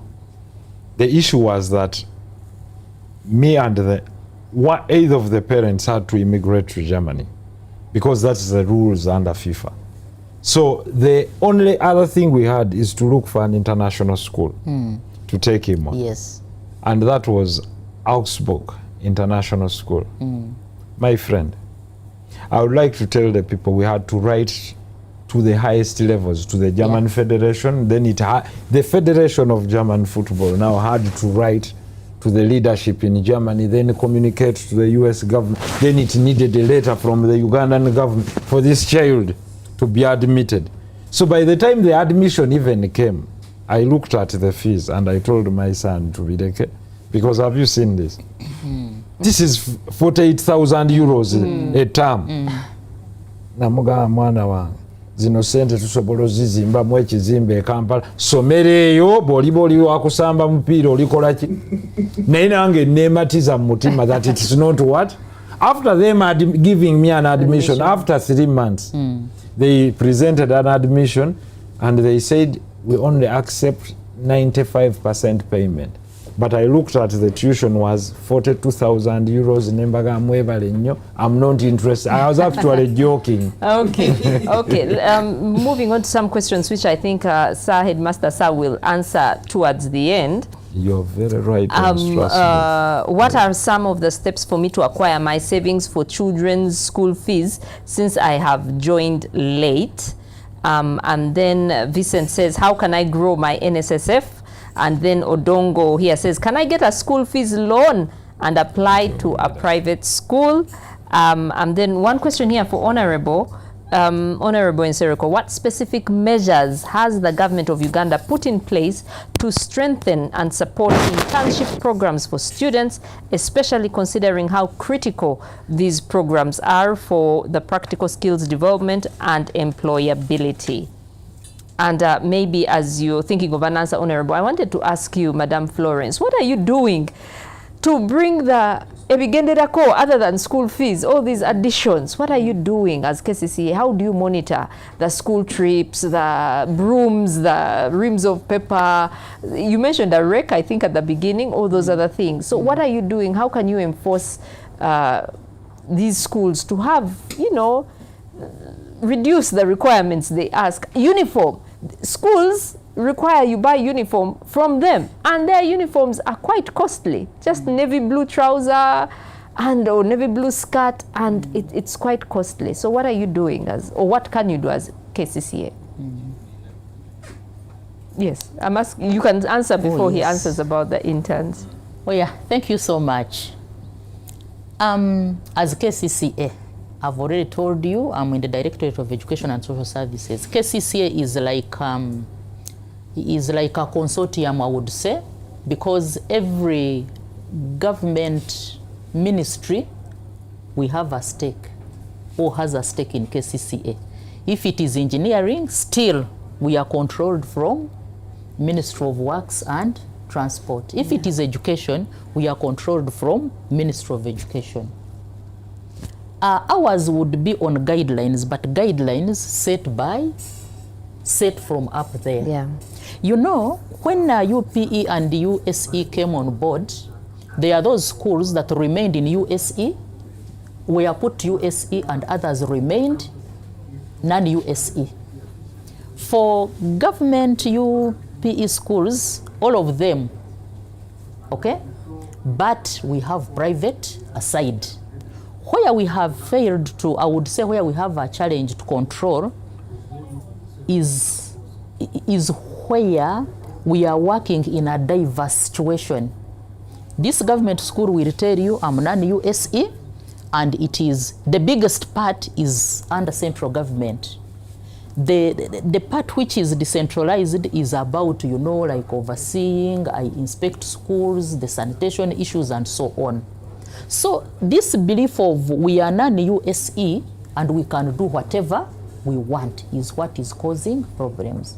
But as KCCA, I cannot deliberate upon a school. You can't? I Okay. cannot. Okay.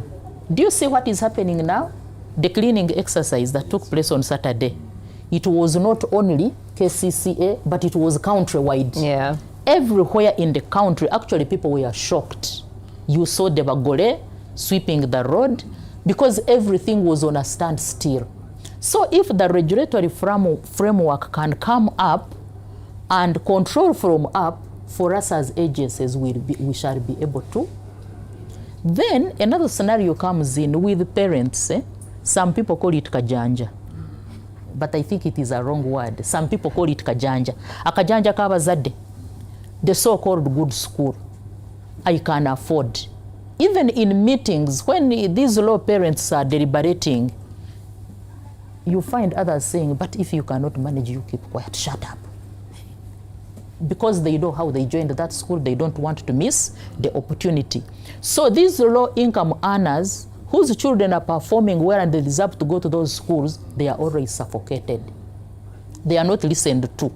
So I will go back to what Honorable Nsereko said. At the end of it all, it depends on the choices that you make. Yeah.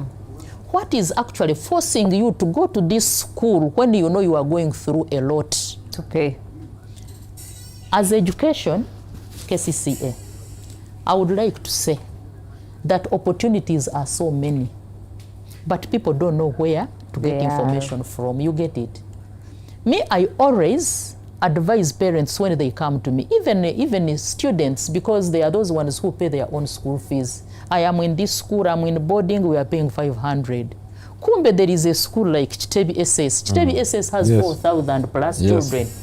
When you reach there, you cannot even tell this is a USE school. Yeah, that's true. But the school is very affordable. Study from home. You come from Narukorongo. Why do you want to go to a school which is paying 1.5 million because you want to be like other people? You know? So, information. When people come out for information, we do advise. Recently, I would like to appreciate NSSF. They facilitated an engagement where the people in KCCA, including teachers and nurses, are yet to retire. I think 3 years to retire. So we mobilized our teachers, we mobilized ourselves, and we went for that training.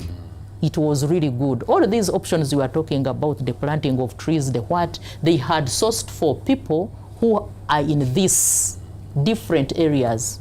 But still, when I come to NSSF itself, there are products that have come on board. Leave the other big NSSF of they are cutting my money and it is going to NSSF, the 5 and the 10%, you know.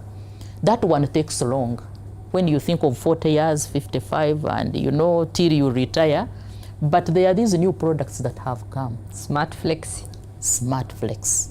And I'm so happy a good number of our teachers have enrolled.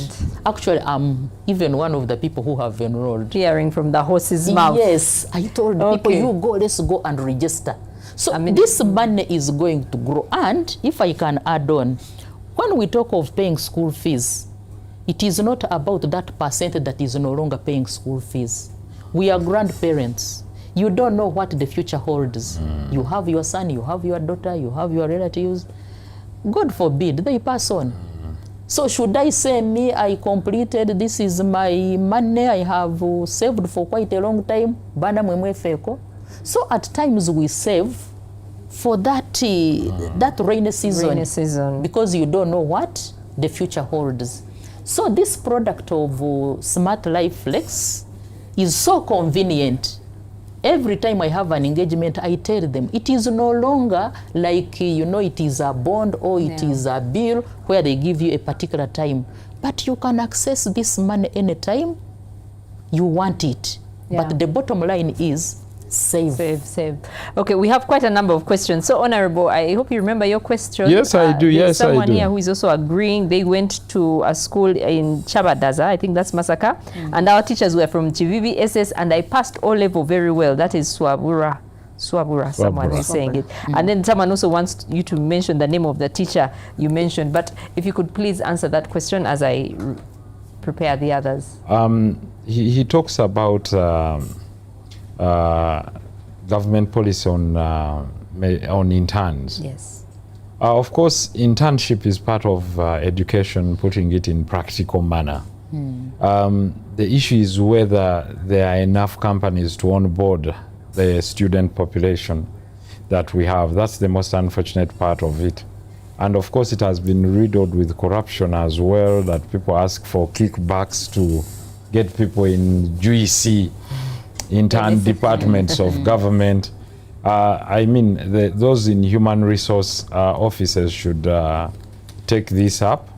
Of course, it's challenging, but it's something that we have to adopt and make cleaner.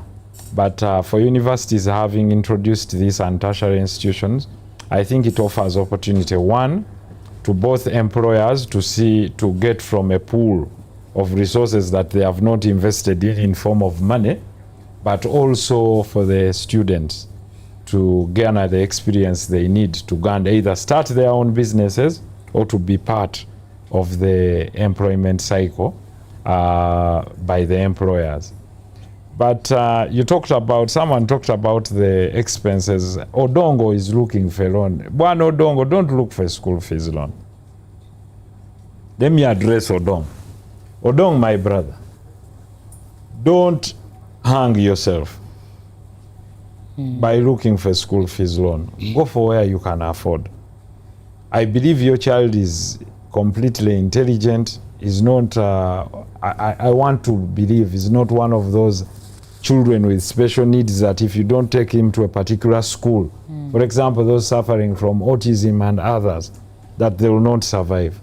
But I'm trying to tell you, go for affordability. Otherwise, the stress you will keep carrying, because this loan you will not be able to pay. That means by the time you go for a loan, that means you're living above your means. You'll either be forced into corrupt tendencies or mismanagement in one or another. Please live within your means. That is why I'm trying. I know it's very hard for you to adjust to. It's like telling someone who has been smoking that stop smoking. Even when they read on the packet that cigarette smoking is dangerous and may lead to lung cancer, they carry the next stick of cigarette and puff it. The reality is, if you want to live longer, try to live within your own means. Stress. Your children will always be your children and they'll be successful. You're talking about Chitebi. I think the headmaster is Kamregea there. Head teacher, Haji Kamregea, doing very well. There is a neurosurgeon from Chitebi who is currently in Canada in one of the biggest hospitals. This is a school that doesn't even pay 300,000 shillings. 220. When your child is bright, they don't need a lot of aiding. Just let them flow. Wherever you put them, they'll be successful. Because the issue, have you heard Fenagoro said, Have you heard that statement? Fenagoro. Of fenagoro sente. When you say aga fenagoro je tunoonya kufuna ki? Sente is money. I'll ask you. Basically, I'm not saying it's. Do you know what Mutasa Kafero, his level of education, Haji Mutasa Kafero? No. Yeah? You I don't know. Sudir? Probably not very far. I'm moving to the top tier. Chirumira? He's a doctor now. Honorary. Drake Rubega? No. Muonge? 0. The rich that are rich in this economy did not see as many blackboards as you've seen. But they went for what is practical. Yes. Now, the biggest hurdle in the middle class and the ones you enroll in this system of social security, because they are mainly employees and former civil servants and contract workers, is they fear carrying on risks and they want to move for safety. Yeah. And the reality is that in a world without risk, there is no sure for wealth creation. Yeah. There is no surety for greater wealth creation. What I'm trying to advise those parents that save with you, as I come to my final leg of advice to the fund itself, teach your children the importance of saving by showing them how money is made. Showing them how money is made is by going to them in the practical way to make that money. Okay. If you sell gonja, go with your child. Your child will now know that if I own a plantation of gonja, we can expand. Okay. That is how Keki Zaka Koza became so big. Okay, Honorable, I'll come back to you later, but I have a question here for Florence. What is your view about SCE education? And for those who don't know, SCE is a curriculum. It is Accelerated Christian Education. So what is your view about SCE education and how does it compare to our curriculum and pricing? An anonymous person sent that message. Yeah, basically, this Christian Accelerated curriculum, when you go to its really setting, most of them are actually doing our examinations, national examinations. But what I talked about, the mode of delivery is quite different. For instance, when you go to this classroom, it is more of child-centered as opposed to teacher-centered. Because with new curriculum now, we are pushing for learner-centered as opposed to teacher-centered. Children have a lot, but we don't give them time to explore, time to discuss with others, time to share experience. So these people are owning this curriculum to make sure that it assists to dilute the way we teach. A teacher can talk from morning up to evening. Actually, at times when I go to class, I say, but you people, how strong are your heads? How can you talk the whole day? For them, they take it as maybe it is fashionable. Learners get bored, learners sleep down. But with this, you will even find a learner with his workstation. Yeah. Whenever there is something to ask, they put up a flag. And the teacher is not called a teacher actually, they are called instructors, they are facilitators. They facilitate the system of teaching, but they are not at the center of everything. So it has modified, but learners are more proactive than these ones where we use the traditional methods.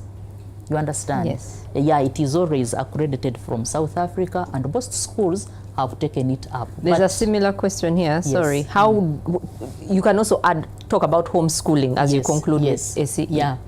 Homeschooling, obviously, it has always been there in those outside countries, but of recent, especially with Corona, COVID, homeschooling came on board. Parents who could manage, they kept on assisting their children till, like in KCCA, we had some organizations that did a lot, especially Aga Khan Foundation. They actually came in and assisted us under a program called, I've forgotten. But They produced materials for us, and we could give to parents to assist simple ways, 1+1, so that the children's head don't get clogged with what they are seeing in community. Yeah. But from that, most parents took it up. Oh, okay. There's a question here from Margaret to both of you, so I'll ask you to just give a few answers, or short answers. I'll start with you. You'll both answer this question. It's from Margaret. She says, from your experience, and you especially as a teacher, Florence, what are the most effective initiatives employers, in this case a head teacher, can introduce to help employees plan for school fees throughout the year rather than relying on emergency, I don't know what you call it when you get your salary, an advance, when advance. schools reopen. What can head teachers do, or other employers? One, what they can do and what others are already Doing. Maybe. I will share experience. I have one school in Rubaga. When I was monitoring, I discovered it was immediately after COVID. For them, they never lost any teacher. Many teachers quit. Many teachers went to other schools because of the situation. But this head teacher had never lost a teacher. I said, where is the magic? So for him, as he pays these teachers, there is an in-house circle. Certain percentage goes to the school circle. So every end of year, he buys land. They buy land away, like our honorable was saying, away from Kampala, because there is cheap land outside there. He buys 4 acres, 2 acres, and the moment he does it, they subdivide, and you find every teacher is able to get a plot. So this teacher finds it hard to leave this school because there is that stake. I don't want to lose my what? My stake. That is one way. Another one is about these circles they have in schools. Actually, KCC has even come up to register these circles for government schools. Our former executive director started a teachers circle in government schools. It is doing well. They are in around 11 over billion over what. It is doing very well. So teachers now go to their circle to get money at a subsidized interest, because even if you pay that interest, you also benefit from it. You get it? That would be one way. Private schools also have it, but they are not very sure because of job security. You are in today, you are fired, and for them it is not as stable as it is in our government schools, because even when you retire, you remain there. Now, these new initiatives, especially by NSSF, we have already picked it. Personally, I have already picked it, and my division is benefiting a lot. But even others. And head teachers, because our beginning of term meeting is basically for head teachers. So when we talk to the head teachers take it. Okay? Yeah. And I'm looking at a situation where I can coordinate NSSF to make sure that we reach out to all our teachers in Kampala. Somehow you may ask me, how shall I do it? By then I was in charge of Rubaga. But from 25th this month, at least I'm elevated from supervisor to manager. I will be in charge of all the 5 divisions. Wow. So for me to introduce that idea of NSSF coming to talk to our schools, to our teachers, is good enough. The last one I would say, and I think this one goes to NSSF, bringing services to the people. Bringing services to the people. Bringing services to the people. Okay. Most teachers know that deducting NSSF, remitting NSSF, saving with NSSF, they don't look at it as saving. It is like our money is cut. So most employees struggle as much as possible to make sure that their money is not what? Is not cut. So somehow they connive with school heads, school directors, to make sure that their money is not what? Is not cut. Okay. But it's because they lack information. Okay. Master Sir, you'll tell me how much more time we have. We're done. Okay, very. I know it's almost midday. Let me just cut you short. And, okay. But there's something Honorable has to respond to, and just announce to the rest of the class that we are just extending this conversation for the next 10 minutes. So allow us those 10 minutes to have. We need to pick something from these heads. We will not have them back very soon. So let's have that response from Honorable. Then I want to wind up here with some questions. We also have homework in this class that you need to answer to. Yes. No, me, I go for the radical approach. Please go for affordability. I'm one of those people that when I believe in something, I believe in a holistic strategy. If you want to rush, you can rush, but definitely you'll crash. If you want to use the strategic approach, let's go for the strategic approach, where I've given you decent advice. But if you want to engulf yourself in advances and loans, you'll be back at the roundabout. You're just rounding. You'll keep in that vicious cycle of borrowing and failure to pay, of borrowing and failure to pay, until you sell everything and lose everything. That's why I say mine is the hard way of teaching. I'll tell you what you hate to hear at all times, but I'll tell it to you, then you go and scratch your head with your wife and roll in the bed. But I'll have told you, for as long as you're going for advance to educate your child, you're in the wrong school. You're punching above your weight. A school of 100,000, you will not even look for advance. You will be even to be able to pay for the entire 6 years at a go if you want to do that. But you're scratching your head because there is a fundamental problem. So you looking for an advance is only a symptom of the underlying disease. The disease is you do not like to change your mindset. You're living in that bubble and aura where you have to talk to your peers and say, my child is in Chibuli, is in Budjo, is in this. That will remain your talk. But I can tell you, you're going to be stressed until you're living on pills forever. So if you want a relaxed life, a life that you can guarantee that you'll also give your child, and they harvest, talk to them, do what is affordable, invest with them, invest for them, invest together, and grow together. But by growing together is talk to them and say, my son, this is what we can afford, and you'll get it. And the story comes from my late mom. Her story of how they came from Chiriasaka and she came to Nabisunsa, and there were very many children, and she got educated, how she met my dad, how we were very many children, you know it, but how we all went to school. And we are all, I can say, successful at the moment, only those that chose not to go to school. So education is not tradable. But I can also say you can go for affordability and you'll definitely get there. You understand what I'm saying? Than going for what will stress you permanently. You're living in terrible situation of having loans at work, loans with friends, loans here, because you're scratching your head to educate your child. Let your child just be disciplined. Let them be fear God. Let them be humble. I can tell you whether they came from Kabukunge, SS or anywhere, what an employer wants are the following. 1, ability to execute skills and execute work and do it in time. 2, being able to communicate with your employer in a respectable manner.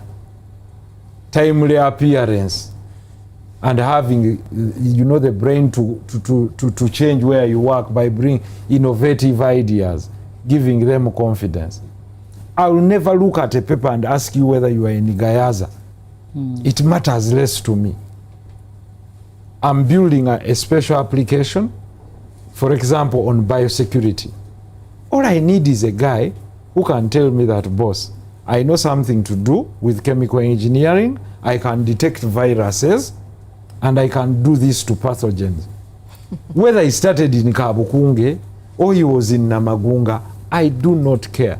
Because the girl who in Uganda has recently discovered the patents for longevity or for longevity of shelf life of what we call vegetables that has been paid 7.5 million euros just to buy 3% by the Dutch. Studied in Masaka SS, it's a public school. This girl is intelligent, she's intelligent, flat. She's been living with farmers. She knew that when you take bananas on the shelf, they cannot last more than a week. And you need to export them to as far as Europe. How do they maintain them? By using a non-toxic substance to let them live longer for about a month. Yeah. She has solved the problem for supermarkets in the world. And the supply chain problem, she has sat in the middle. That is what the world needs. I don't need to know whether you went to Harvard. What I need to know is what you can solve for me. What you can Yeah. apply. Thank you so much. I mean, this conversation is just beginning. I'm looking at the questions here, and I don't know why those things start coming out towards the end, but yes, that's when you know that it's becoming sweeter. Beat the pressure. I keep getting the things when people, when the panelists, the class teachers are saying things, I get messages, people telling me, but some of this, yes, beat the pressure, beat the peer pressure. Your ladies in the gym bag, with a gym bag, and if they are going to a certain school, their children, don't go with that pressure. Just go where, focus on your family, not your gossip group. Someone has highlighted that. What you can afford is better than what you appear to afford. Exactly. What you can afford, let me even say this looking It's a at my good team. lesson learned. What you can afford is better than what you appear to Chimala. afford. Yes. I mean, in my team, one of them went to Fairway Primary School, but she keeps insisting, no, me, I went to Lohana. Why? Because that's where she did P7. But we know she walked at Fairway in barefooted, and now she's working with us. Absolutely. Yes, it is not the amount of fees you pay, it is what you pay it's what you pay For. to get your child to study. Exactly. Not the amount, but what you pay your child to study. Yes. Yes, and on the bit of proportions, Honorable Nsereko said 5% per child on your monthly salary. Allocate 5%. On the net. On the net. Not the Meaning gross. if you are getting $1 million, that is 250,000 Yeah, every that's week. fine, yeah. 50,000 is dedicated. Net pay. Almost 50,000. 1 week is dedicated to, if you have 5 children, 1 week is dedicated to taking your children to school. Another gentleman, Livingston Mukasa, Professor Livingston Mukasa, he says 1 month's earnings for 1 term, your earnings for all your children, put them in 1 month's earning. The same comes back to 5%. Look at all Yes, your absolutely. earnings for 1 month, and all your fees need to Fit there. fit in Yes. there. If it is above that, then you are above your weight. What are you willing to pay for fees? Cut- You can also Cut invest. the quota according to the cloth that you have. Yes, then someone saying, if you are willing to pay 2.4 million, but there is a school for 1 million, Exactly. pick the balance and invest for your child in the forest, as Nsereko said. Ugalo. I mean, I'm just speaking this, but please attribute them to me. I'm the clever one. It is what you live, it is what you have, or what you do with what. No, it's not, it's what you have. Is it what you have, or what you do with what you have? Yeah. I mean, I'm getting all these things, and I'm saying, Amazing. ladies and gentlemen, what your children need is confidence. That he has talked about the attribute, innovation, and all these things are actually taught right from home. Do not sublet your responsibilities to the school.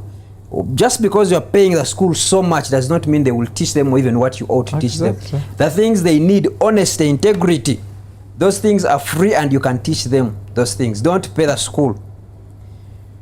A school fees loan, Honorable Nsereko, help me answer that. I mean, if you ask, we are in this conversation and you're asking for a school fees loan and you are asking for NSSF to pay school fees, you are in the wrong conversation. You are punching above your weight. Someone also asked, why is NSSF encouraging public servants to join NSSF? We are not, we are just telling you, you know, the problems do not look at you as a public servant, they don't look at you as a private person. No, they are your problems, and we are saying, Benefits are about what you save for. Pension is coming for you. As a public servant, there is pension coming for you. You have won the lottery. But is it enough? Because even right now you are saying the money you are receiving is not enough to finish your problems. Pension is going to be less than that money. Why don't you take this chance to boost your pension? And that's all we are saying. But the choice is yours. This is voluntary. Conversation, you are touching people. You talked of international schools, and I was looking, and then I looked at my crew here. You were right. None of them has a paper. None of them. You were right. They're even saying. But they are delivering. But guess what? And they are charging us highly. These gentlemen, they're even charging us in hours. I have to get special exemption for me to extend another 15 minutes because we are paying them per hour. Amazing. They're paying them per hour and they don't have papers, but they have skills. So while you are educating, get your children to get skills. Can I chip in Please say it. on that? And my advice is that you need another 15 plus 20 million people in the next 20 years. And you've segmented them according to the data that you have. In my opinion, this is very good, the outreach of getting us to talk to those that normally save with you. But I want you to now talk to the farmer, who is 60% of our Population. employer and the population. Talk to these border cyclists. There are 1.2 million border cyclists who are at this heavy risk. And let's now merge it, savings but also insurance. That in as much as these parents, the worry of the parents is what if I lose my life or I become incapacitated. Now, the shock can be absorbed by two. One, if they are still alive, they have savings. But if they are incapacitated, and may God forbid, but it's real, God will not forbid death, because it has been prescribed unto all that are living, then we can talk about insuring the school fees. It's a product that I'm trying to tell people, that from the 5% that you're paying, get 10% of the 5%. If you're paying 50,000 per term, just get off 5,000 and put it in an insurance block. And the insurance would be that should you be physically incapacitated and not now being able to work or not being able to be alive, you're not worried of who will pay the next school fees for your child. So if we can take the 10% every term from your child's school fees, that in case of any eventuality that passes, they are assured of an education without walking to Kojagundi, Auntie Gundi, who already also has responsibilities of other problems. It's something now we can say that the dual buffer. The first buffer is your social security. That is if you're still alive, even when you've passed on. But the second buffer is the assurance that even when you're not around to save, that there is an insurance company that can assure these children that they can educate them to the utmost or to the highest of echelon. Definitely. And I think the insurance companies you've had, one of the things was asking about, can we advertise any other? Me that for underwriting. Yeah. Because they are also stingy, they have too much money. They don't know that we are talking of about 3 to 5 million children that are in school and the 10 million that are coming in the next 5 years. Definitely. Into school. And that's this is a big catchment. And that's a conversation that needs to start, and when it succeeds, please, it started from this room. Exactly. Mabel, we have homework here. In the next 30 seconds, what is it that you want people to read or listen to, or that you think it was going to make them better? Behind you we have our library. That is what we are reading. Just bragging on everyone. When we get these books from the panelists, we are now stocking them behind there. You can come and borrow, sit here and read if you can't afford. But what is that one thing? Homework. Give them homework, the listeners. I've been reading a book by a Ugandan leadership expert, Dr. Peter Ngategise. I used to work with the Ministry of Finance. He has since retired and is now growing trees in Luwero district. He has quite a number of acres in Luwero district. The book is a mindful state to a better life, where he talks about principles, how you can elevate yourself, moving from mediocrity to a better life, but by being mindful about the decisions you make. Okay, thank you so much. Definitely we'll need to look up that gentleman from he used to be with Minister of Finance. Yes, but he's... Florence, what is that one billboard, one newspaper, one audiobook, one video, one advert, anything that you feel like needs to be for this conversation to go on, that people need to interface with? Yeah, mine is basically taking decisions but with information. Okay. People outside there are suffering because they don't have information. I've told you I'm in education, I have my office in Rubaga. Parents come, students come. This information we are sharing here, they may not get it from anywhere, which is not, anyway, I'm the closest station. You are that pillar, that where we can get that information. I would like to add, because we have not talked about the learners mainly, the students, that audience the education is planned for, who are our children. They need to come on board. With just one example of a girl I taught in one of the schools, that girl was saving her pocket money, saving from her pocket money. You know this business of going for visitation and the entire clan comes. The visitors that have come, they all join in visitation.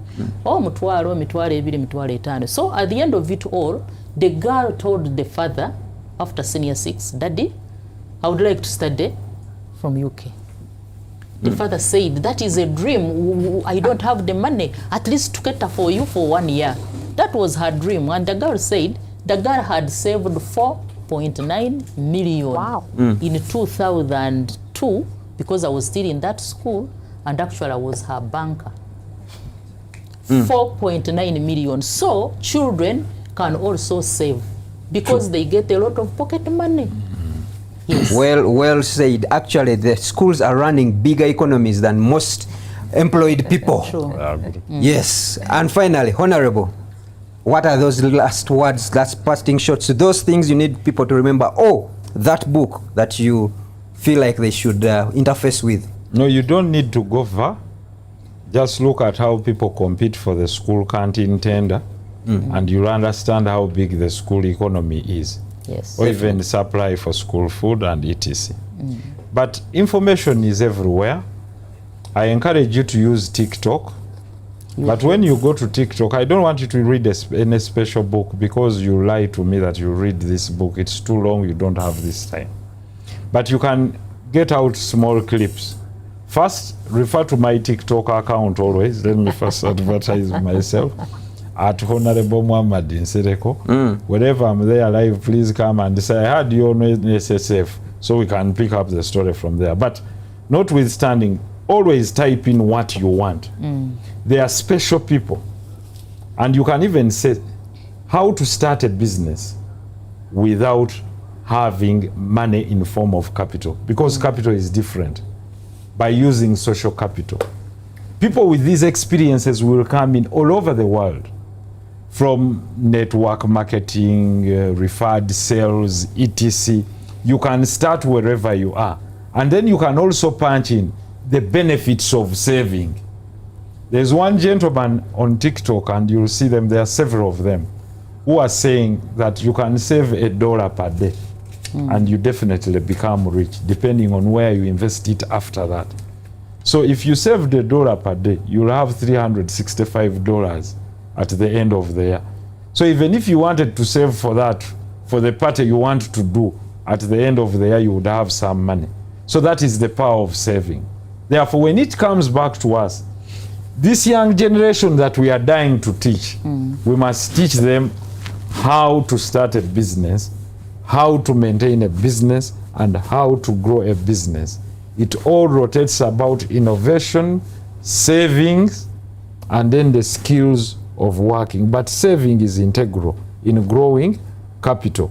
In growing what? Capital. What we call capital. Therefore, go to TikTok. I'm not directing you anywhere. Why I'm not directing you to Twitter? Twitter is a zone of angry people who are there to express their anger at all times because you type a little. But go to TikTok. You'll find the biggest investors in the world. You'll find all medium scale and all others with small videos. So when you follow the pattern, the algorithm will bring for you the same. So the algorithm will start bringing for you people who are talking about investing with that small money. So those are the videos. Do not go on TikTok to see people that are being obscene, because the algorithm will bring that. Anyway, that is all I can say to Mr. Headmaster. Definitely. And thank you very much. You need to finish it, Mr. Mr. Sir. Thank you so much. I hope you captured that.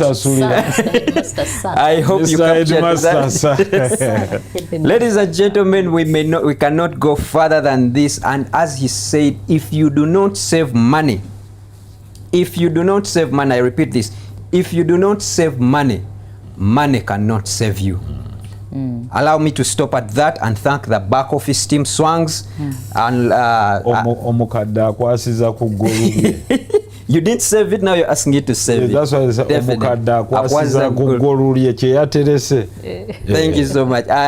Swangs production, the NSSF team that is behind all this, and Shadrach, our live stream expert. Until then, until next month, let's see you then.